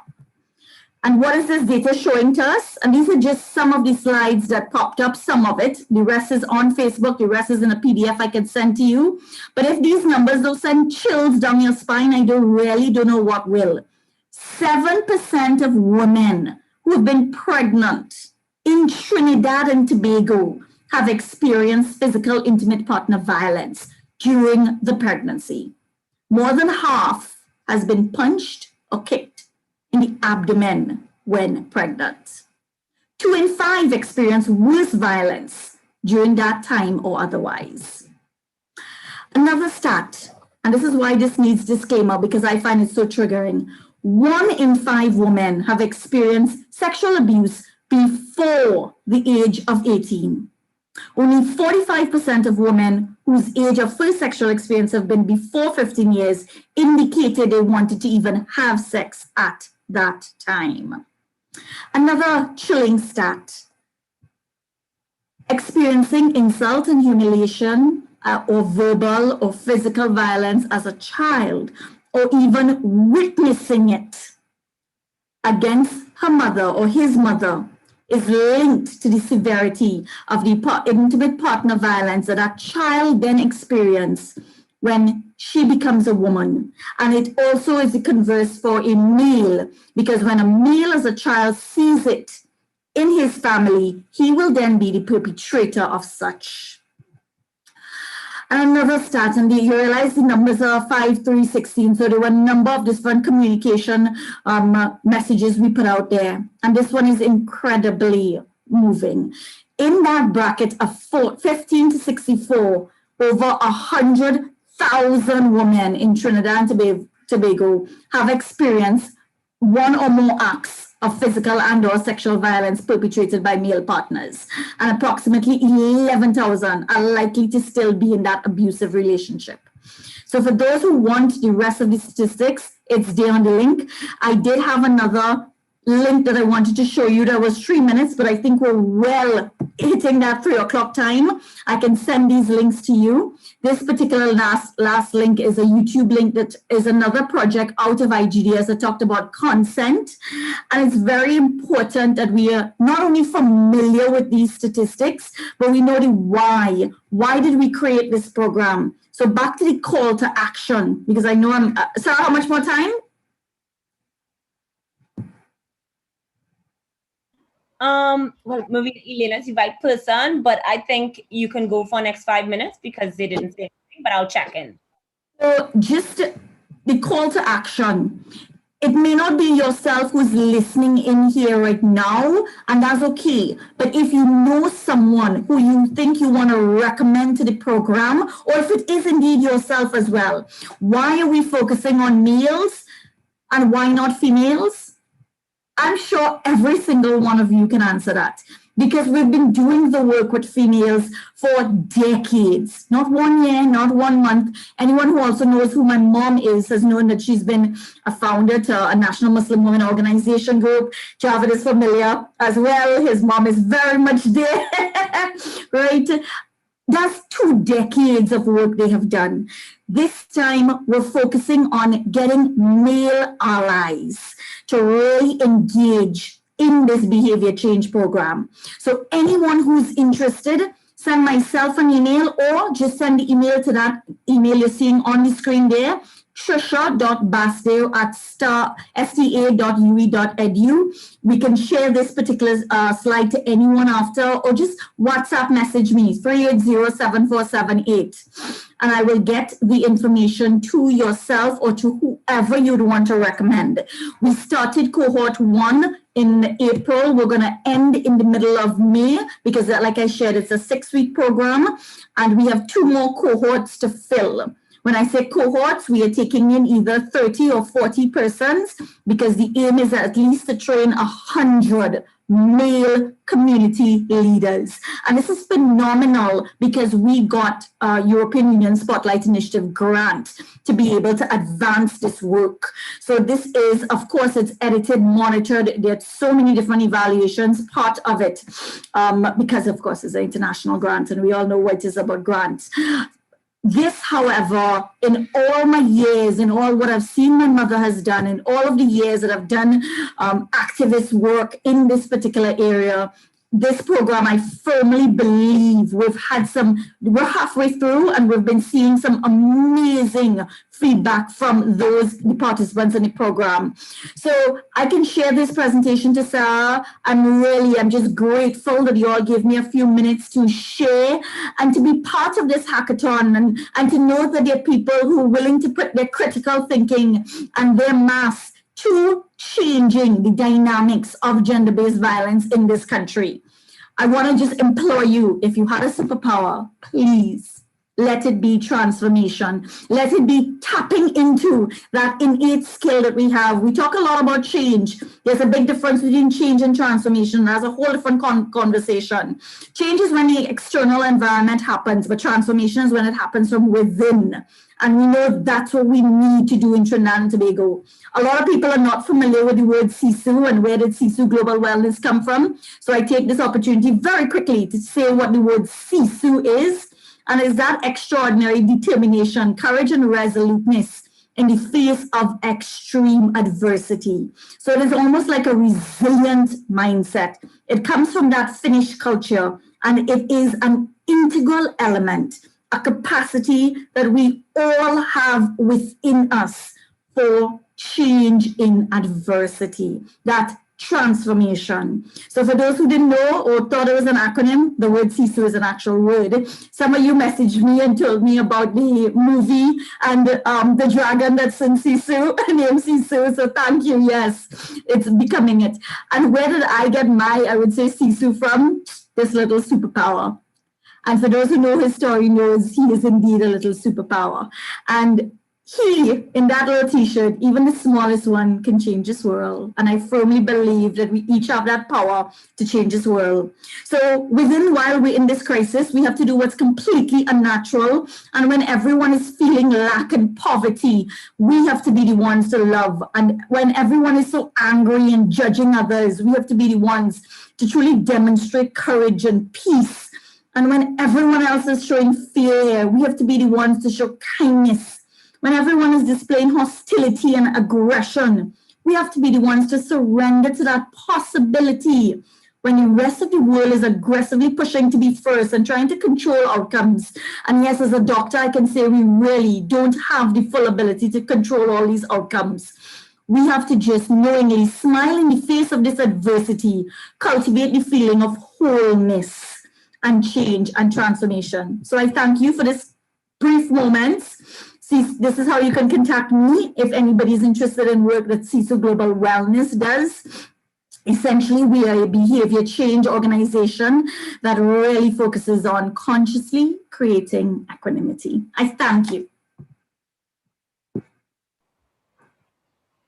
Dr. Sophia, thank you very much for that. We appreciate it. As we are waiting for Maria Elena and Zed Lab and the judges to get back to us, let's take some questions. Anybody has any questions for Dr. Sophia Mohammed at this time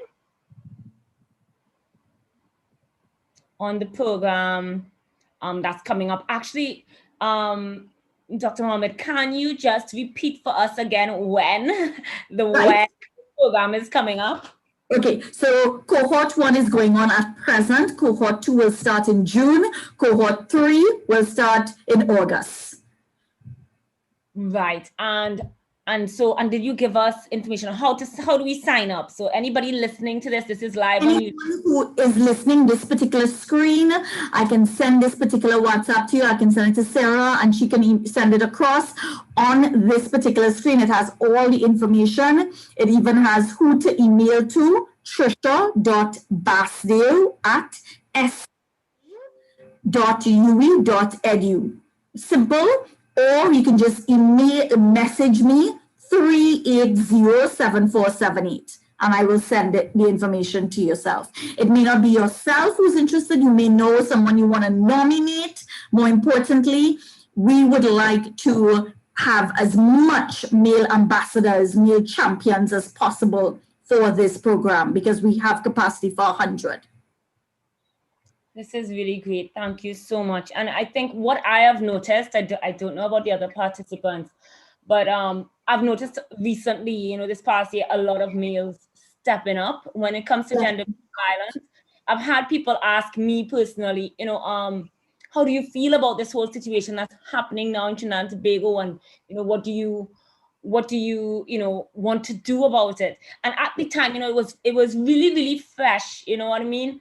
And I was thinking as a woman, what should I do, as an individual, as a citizen in Trinidad and Tobago that is female? And I was like, I don't really see there's anything I personally need to do, you know what I mean? I'm still going to go to the beach. I'm still going to wear a bikini. I don't care, like if I dress and I wear short shorts and, you know what I mean, and slippers, I'm not giving anybody by doing that, if I wear makeup or if I don't, if I comb my hair up or not. You understand what I'm saying? Me being female, right? Me being female in this body, I really didn't see I wasn't doing anything to cause gender-based violence to happen to me. And I didn't see what how I needed to change my behavior. That's so, my initial reaction to all of this was, I'm just being a woman and I can't see why I need to change my behavior, right? And that's I have a daughter, I'm not gonna, she's really young, so she wears a one piece to go in this pool, but she goes in the pool all the time, you know what I mean? That kind of thing. I'm not going to teach her that in order to be safe in this country, you know what I mean? In order to be safe, you need to dress a certain way, you need to act a certain way, you need to, hide who you are. No. So, so I'm really, really glad to see so many men, whether it was marching, whether it was, organizing, this hackathon, so many men being involved on wanting to change, because what I think a lot of men realize now, it's really the people and I'm not saying specifically the people they align with, but, just in general, it's their fellow man, right? It's their fellow man. They want to make sure they can create an environment where their fellow men can change. Yeah. And the beautiful thing about it is when we empower them to understand, because in this program, we go into the culture differences, the power struggle, the difference in the gender identity. We even look at why is it the LGBTQI community has all of these disparities and discrimination. So we look at gender discrimination. The beautiful thing about this program, and not just this program, but the social conscientiousness that has been thrown upon our society at present, is that we will see change. We are already seeing change. I'm not a fan of, but I will advocate. Stag has been doing these fantastic messaging all over, and it's pull up your brethren, and that's the conversation. Because Sarah, you realize the first thing you said is that you wouldn't want to have your friend, your daughter, tell them to wear something different. No, that is not the messaging. The messaging is pull up your brethren. We should be comfortable to walk the street. We should be comfortable, females should be comfortable to be in wholeness of who they are and not have to be experiencing these disparities, these discriminations. So very right, you're on point. And again, if anyone is interested, it's a simple message to myself, 380-7478, or to the email on the screen. I firmly believe that the more allies we have in the behavior change, in the transformation process, and they get to understand, because like when in this curriculum, we go through culture, we go through the cultural changes and socialization. There's so much unpacking and unlearning and relearning as to why. And our first group was just faith-based organization leaders. And while I would say it's been quite challenging, it's been so refreshing seeing them move through their own thought process. Javed, I'm going to call on you. I'm going to ask your opinion, your perspective. No, I think it's a fantastic initiative. I mean, I'm just looking at the areas, Tunapuna, Piarco, Rio Claro, Mayaro, even Tobago, and those areas. What's the specific? What was the reason for those areas particularly? Was that these centers? Right. So we've broadened it to anywhere in Trinidad and Tobago right now.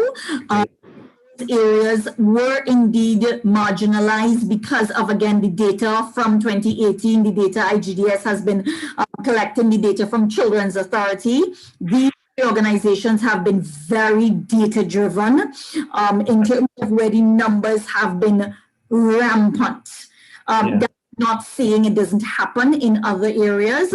So we probably would need to redo that slide and just knock off the locations. It's anyway in Trinidad and Tobago, quite frankly. That's great. I'm glad to hear that, because when we were looking at data for where the hotspots for sort of rapes and sort of gender-based I can send you all of that. It's right here. I can send you it from this particular link. We have actually. Oh God, what did I do? Okay, you all are really not tech. Anyhow, if you just say it right there. Yes, Javed, you were saying Yeah, no, Central is a hotspot. Central is actually a hotspot. What was also interesting, we would when we were, just at the time when we were about to start looking at getting into our primary market research. A friend of ours, he had put some statistics, and it is cyclic. It is cyclic. So there are spikes in these kinds of incidents at certain times of the year, and you could see it. So it's I'm really glad to hear this, because this is sort of trying to deal with the situation at its root. It's those attitudes, values, behaviors that kind of come from That's right. Yeah. So yeah. Really impressed with this. This is excellent. Sarah, so Javed's mom and my mom, they go like 20 years back or more. It's a long time. Is there anyone else that has anything that they would like to share based on Dr. Sophia Mohammed's presentation, particularly the topics that they're covering in the Spotlight Initiative? Anybody had any comments on that? I don't know. I see Shillan Oliver is here from the When We Unite Summit. I don't know if he'd like to join I'd in. love to hear some perspectives.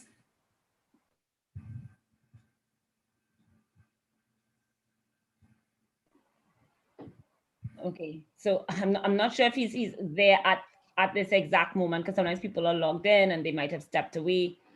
But what I would say, just going back, Dr. Sophia Mohammed, what I find interesting, because I've been in other workshops and so on, and what really blows my mind, you mentioned culture, is how much the everyday things matter. So, what you're trying to do, as you said, is behavioral change, and it's as simple as, because in our heads we say a woman's place is woman has to have a certain place in society, yeah.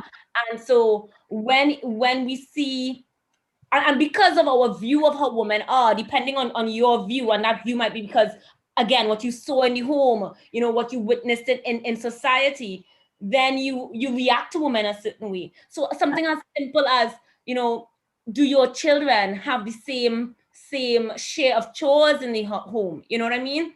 Or do you allow your son to do things that you don't allow your daughter to do? Let's say climb a tree. Now my son is well, he's going on 7, my daughter is going on 9. My son just likes to climb trees. My daughter just, she just doesn't have the interest in it. But my point is that we do allow them to do things equally, you know what I mean, in terms of picking up. But I mean, of course, I think I have my biases, but then I check myself. So for example, I might ask my daughter to clear the table, and then I'll be like, oh, I'll make sure the next time to ask my son, or say, hey, when it's picking up stuff in the home, making sure that we talk about the care work. Yeah. So it must be emphasized that there's no distinction between care work at home, that males can just as much equally share, contribute, be it the fathers, grandfathers, or little ones. So you encouraging or you defying that stigma, that stereotype really, that girls must do care work and boys must be whatever outside. You changing that stereotype is you already bringing across behavior change. I'm going to try to just show you all this quick video. I'm going to try again with the share screen. Let me see if it works. It is a phenomenal presentation. Are you all seeing here consent? Yep. Yeah. Yes, we are. Hearing too? Yes, we are. Okay. You can raise your volume a little bit.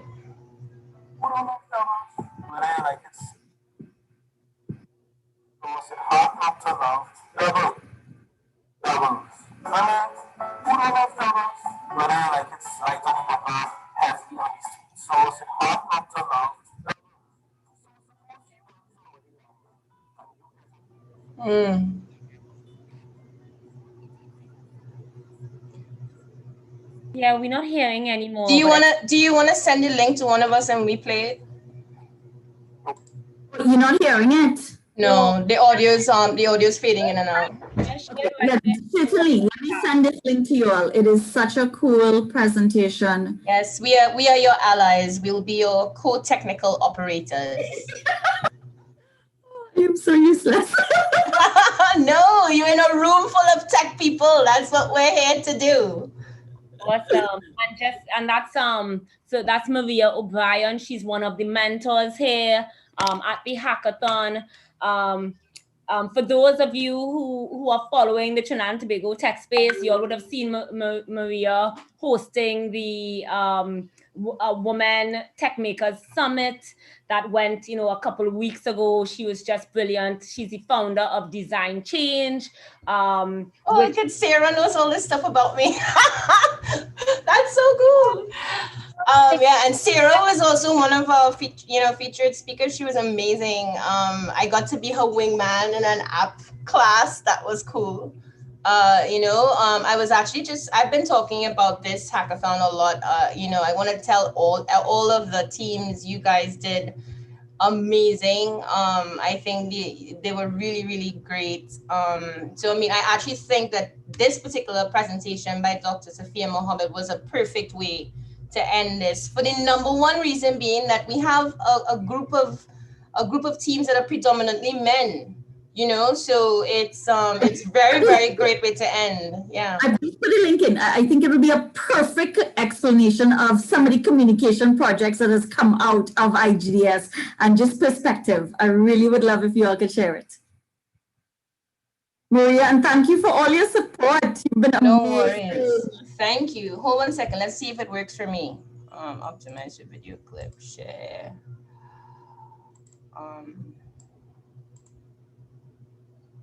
Doubles. I mean, who don't love doubles? Whether you like it light on the pepper, heavy on the sweet sauce, it's hard not to love doubles. So suppose you and somebody liming and you get a feeling for doubles. You tell them, I get a feeling for doubles. They say, yeah, doubles go be a flick. Well then doubles go be the flick. But if you say, you want doubles? And they say, nah, I ain't really sure. You could bring back 2 slides for them. But if they don't eat it, there's no scene. Check it, Don't force nobody to eat doubles. Don't come with no outer time and talk about, I stand up in the line so long, wait for next set of barra to reach to bring doubles for you. Here, man, it is not their fault you buy doubles for them in case they wanted it, and now they don't want it. I mean, it's annoying as they done gone through all of that scene to get the doubles. But you had to respect the fact that they just not feeling for it anymore. They did want the doubles, and now they don't. There's no scene for people to change their mind. Don't force nobody to eat doubles because you went out your way to get it. And if they flat out say, nah, it's alright, then don't get them no doubles at all. Don't get them doubles. Don't make them eat doubles. Don't get vexed for them for not wanting your doubles. They just don't want no doubles. I mean, suppose if they just only eat from a certain doubles man in Kira. Suppose they don't eat fried food. Don't pressure them into taking your doubles. And don't make them have to give you no explanation as to why they don't want your doubles. Check another scene. You're checking? If they are unconscious or asleep, don't even think about getting them doubles. If they're unconscious or they're sleeping, how could they answer if somebody asks them if they want doubles? Alright, maybe they were conscious when you asked them and they say, yeah, that sounds good. But by the time you come back with the doubles, they knock out. Put away the doubles, check that they're okay, and most important, don't make them eat no doubles. If they had say yes to the doubles, they start to yam it down and then they knock out before they finish. Don't try and force the rest of doubles in their mouth. Put away the doubles and make sure they're safe. Trust me. Unconscious people don't want doubles. If somebody say yes to the doubles in a line by you last week, that don't mean they want doubles all the time. You can't just roll up by them anytime you want with doubles and force them to eat it, and when they get upset you get vexed and say, oh, where's your scene? You did real with my doubles last week. Here now. You don't find that dotish? You wouldn't force feed somebody doubles because they say yes to it last week. Of course, you wouldn't push doubles down the throat of an unconscious person because they say yes to it 5 minutes ago when they were conscious. But if you could understand how completely ridiculous it is to force people to have doubles when they don't want doubles, then how hard it is to understand when it comes to sex? Whether it's doubles or sex, consent is everything. And on that note, I go in and get me some doubles. Wow, that was so good. That was so good. That was amazing. That's just one of the communication products that came out of IG. That's a whole group again, Carryman, European Union, a whole group, gender justice. Let me make sure I count every one of them there.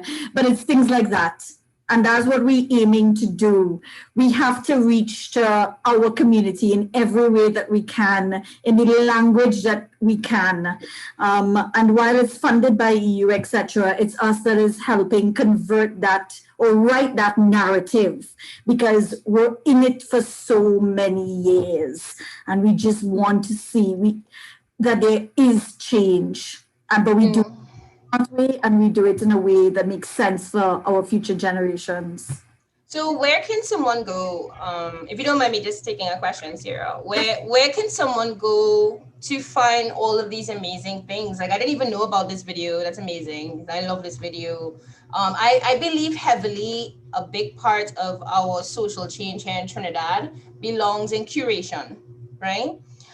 Because everybody's working in our amazing little circles with our amazing team members who are doing all these amazing things. But where do we go to find out? We don't know, right? So if we can support myself or Women Tech Makers, or I'm pretty sure anybody here, in helping you guys curate all of these amazing things that you've done, we're happy to support you. We will get a very sexy domain. Maybe we could call it besafewithdoubles.com or something, right? But the idea really needs to be that increasing accessibility to content, to actions, to research. I know you guys are involved in research. Yeah. I mean, we had difficulty finding research for these teams for this competition. So, Right. So we only had some things that we pulled from blogs and things that we pulled from UWI's website. So I think really love that video, amazing work. I'm definitely sharing it and adding it to findcarett.com, which is actually our mental health national database. Because I think it belongs there. It's so powerful. Thank you so much. No problem. So to answer your question, our IGDS has a lot. And when I say our, like I shared, for 2019 into 2020, I had the opportunity to be chair of the entire board, the Gender Advisory Board. But Dr. Hussein is the academic head, Gabby Hussein, and the entire team there of all the facilitators and researchers. They are constantly doing increased amount of work. So on Facebook, there's the IGDS page as well. But this particular program, the EU program, is a new program. So I don't believe there's that domain or anything yet, but myself and yourself will continue to have conversations. I would like to consider myself collaborative key of so many people have invited myself to be on different panels in different arenas. I now cross-sec in technology a little bit, just a little bit, clearly not here. Women's rights, but more so my basis is health. And so it was the Women's Health Survey that pulled out a lot of that research. So this is the beauty of collaboration. Sarah shared it to me. She shared a little bit. She invited me at the last conversation. And when I saw this happening, I'm like, Sarah, I just need 10 minutes, 2 minutes, because we've had 30 people, 40 people register, 30 people turn up because we know the dropout rate, right? So 30 people turn up for the first cohort, but we still have a slot of 70 people to fill the rest of these slots, So I will liaise with whoever is interested. I see a couple other videos are popping up. Any questions?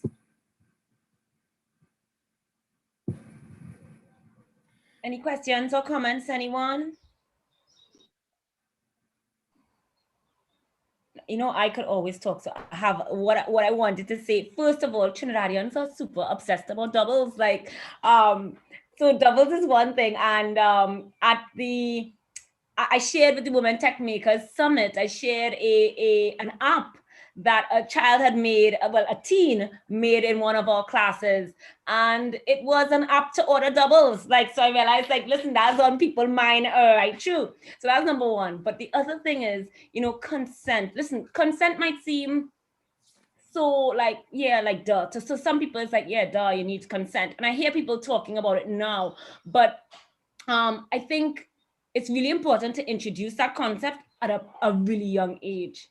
You know what I mean? I think, that they need to introduce that to teen boys. I know it might seem like, already, it seems a bit young, but I think managing expectations, one of the best things, I think one of the reasons I have a really happy marriage, at least I do, I'm not sure about my husband, I have a happy marriage, is because of marriage counseling, through the church we did marriage, and the marriage counseling was really, it was a couple that have been married a long time, and they just shared insights into they just shared, hey, this is gonna happen, and and you're gonna fight about this, or you're gonna disagree about this, or expect that, he wants this, expect that she wants this. And listen, that was so eye-opening for me, because I had no clue. You know what I mean? You just, someone as you're dating someone, they're your girlfriend or boyfriend, and that's it. But living with someone is totally different. And so somebody sharing that experience really helped. So similarly, I think watching that video on consent beforehand, and then actually, having a trigger go off, or an alarm bell. I saw this in the doubles video. This is what's happening now. She said, yeah, let's go. And now, 5 minutes or 10 minutes later, she's saying, no, this happens and it's okay later. But what, when you know that, it's totally different. I've actually had a family member of mine, much older family member, share with me that, this is years ago, just share that, women, they've changed their mind. And the way he was saying it was women's changed their mind, and he seemed really upset about that. You know what I mean? That women change their mind. But if you normalize that, a woman could change it, and I'm saying woman, I mean, of course, anything that we're saying here can go the other way, right? And I don't know that, right? Because with trends, right, with data, right, there are going to be outliers. So we're talking about the majority of cases, but it means it can go the other way too, that men change their mind as well, right? Maybe you didn't see the girl in the light, you know what I mean? That's a little dad joke for you there. But anyways, so, you might change your mind later. Change your mind later, and that's okay if you understand that, and not to take it personally, because what tends to happen, people get angry and I came here for this, so now there must be this, So I love that video, and it just makes it seem so silly. Why would you get vexed for that? Would you shove doubles down someone's throat? I love it. So I'm going to be sharing that. I hope everybody in here in this room and who's watching on YouTube, that you share that video. I'll make sure and post it in the YouTube right now. Yes, that would be awesome. Yes. We're talking about sharing. I must give copyright information. In 2015, it was done by a group called Rockstar Dinosaur, and it was done with tea. Okay, and of course, in 2018 now, as part of the Champions Against Gender-Based Violence and activity of the Sexual Culture Justice Project, which was led by IGDS, European Union, Say Something Trinidad Tobago, and Carrie. It was narrated by Kyle Hernandez and recreated. So this is us utilizing our expertise, as Maria shared. We have so much expertise here in Trinidad, and making it relative to our culture, and so easily to digest and understand. Hi, Dr. Sophia, thank you. Hi, who's speaking here? It's Marilena. Okay, right. We just got back, so I'm gonna go ahead, and I know everyone's been hanging tight for us. So I wasn't able to have my audio on. Were you able to present okay and everything went well? Yes. Yeah, awesome. We did by Maria O'Brien and Sarah here. We had a whole other summit. So yeah. I love it. That's awesome. I'm glad you'll have the forum. That's great. All right. Thank you so much for the opportunity, Sarah, Maria, Elena, anyone who made this opportunity available and just made this few minutes available for us to share and really kind of put out that call to action. I'm sure the rest of the information will be passed on. And however we can indeed assist you all, like as Maria was saying about getting info and getting data, because we have those stats. That's what we do, research. There will be phone calls. There will be phone calls. Awesome. Thank you, Dr. Safia. All right. So let me go ahead and find myself. All right, guys. So the first thing that we're going to announce is actually the winner of the 50 US Bitcoin for their user story and design challenge. So for the user story and design challenge, congratulations to Safe Ride TT. You all have won for your team 50 USD worth of Bitcoin. Good job. All right. Yeah, man. Thank you. Thanks. All right, lovely. Okay, so everyone did an awesome job. It's honestly been amazing to kind of organize and help put this event together and see it all come together. I've never actually been a part of a hackathon, far less planned one. So it's been very exciting to meet you all. And just thank you for bearing with us with the transition to virtual. We're supposed to do this in person, so sorry for any of the little boo-boos, but onwards and forwards. So thank you to all the groups. You all did awesome work, and it was such a great weekend to get together and put like-minded people in a room, and great ideas were produced. So well done. So without further ado, I want to just announce our third place winner. The third place winner will be winning $2,000 in funding, and our third place winner is Here to There. Congratulations, Here to There team. Good job. Yay, thank you so much. Thank you. Congratulations, man. Well done, guys. Well done. All right, our second place winner, they are receiving $4,000 in funding, and second place winner is Safe Ride TT. Good job, guys. All right, great. Thank you, guys. Thanks a lot. Thanks a lot. I appreciate that. Thanks a lot, man. Good Awesome. job. All right, and for the big reveal, our first place winner, $10,000 in funding, an opportunity to pitch at the Win Reunite Summit on May 19th, and also a co-working desk within Zed Labs co-working space is TTV Safe. Congratulations to all involved. Thanks, guys. Thank you. Yeah, man. Congrats, man. Well done, guys. Well done. Thank you. So everyone did absolutely phenomenally. Congratulations to all of our winners. Thank you to everyone who participated. Every single project that was developed over the course of this weekend deserves a wondrous applause. And thank you all for giving up your time to develop something like this. I mean, it's phenomenal. Just gonna allow Mark to come and say a few words.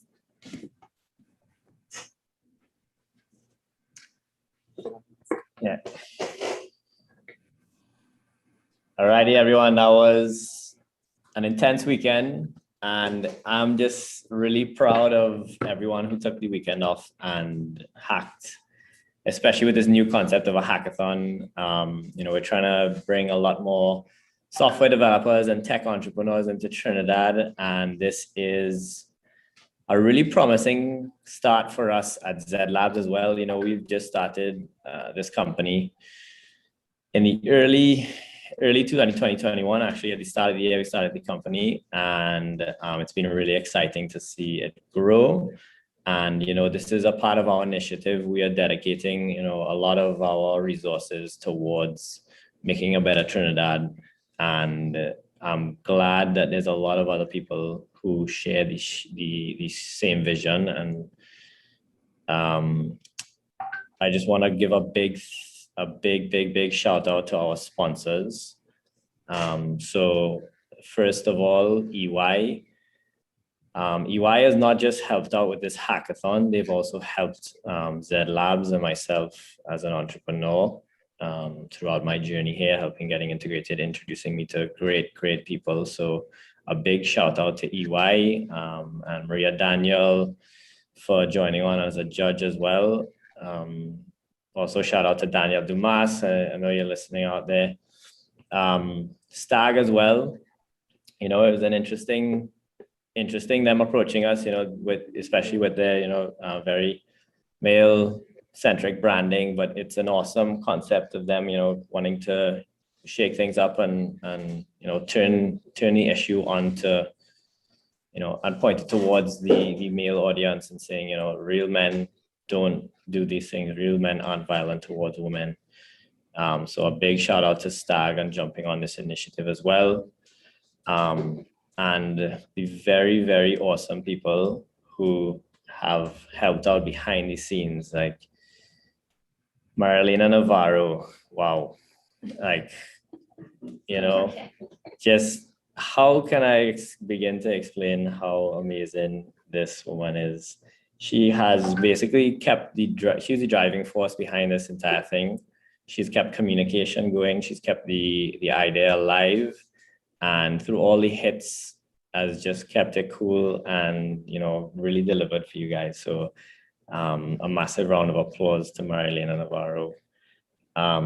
Sarah Bernard, equal and great applause goes out to Sarah Bernard.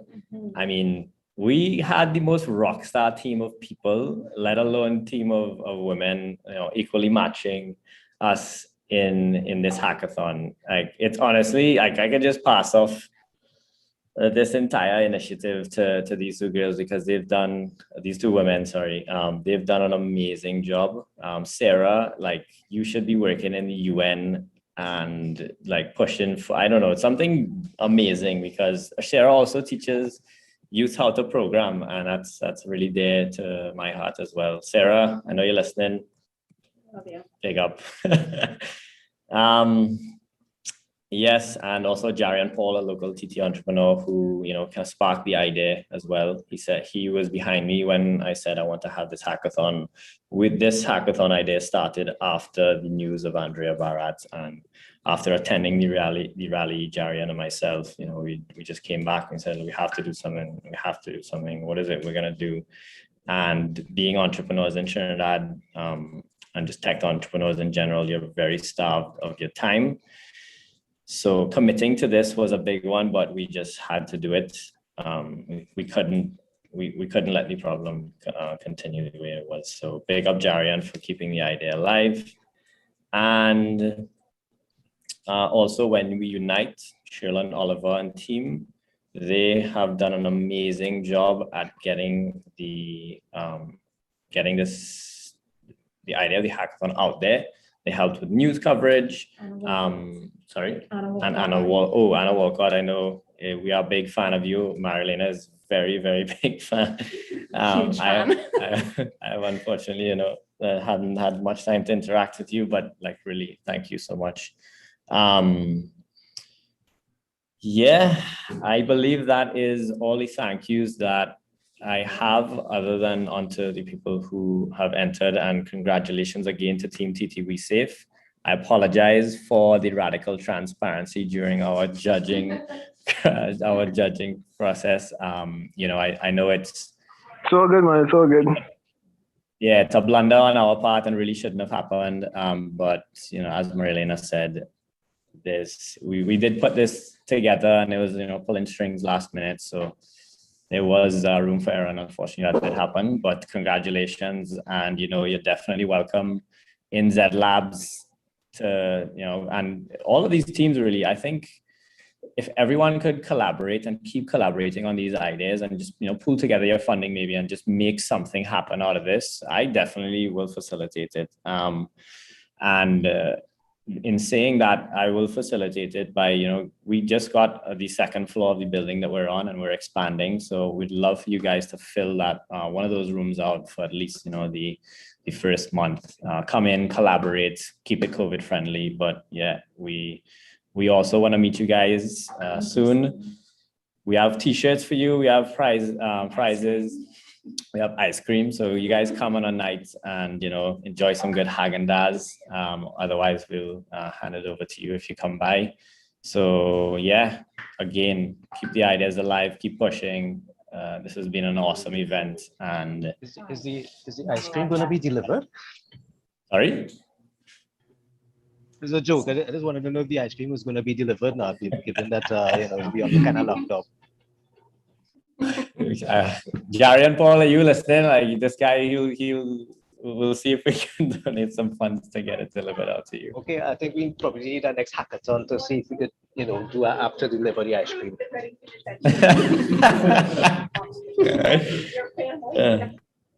All right. Definitely. All right, guys. And to our judges, Maria, Kyle. Oh, it's Sarah talking. Yeah, on behalf of Maria, Elena, because I know she'll want to clarify this, that the t-shirts and ice cream are available for pickup at Zed Labs. Yeah. Thank you, Sarah. Yeah. And yeah, big up to our judges. So Maria Daniel, Kyle Maloney. I wish I could turn the camera, but and Elizabeth Solomon, as well as Adande Piggott. Thank you all for coming and giving up, your Sunday and your valuable time. It could be family time or, friends time. So thank you so much for giving up your time. It's been an amazing experience. Yeah. Thanks so much, guys. All right.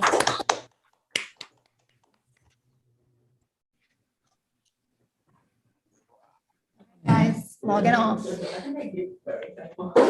Bye.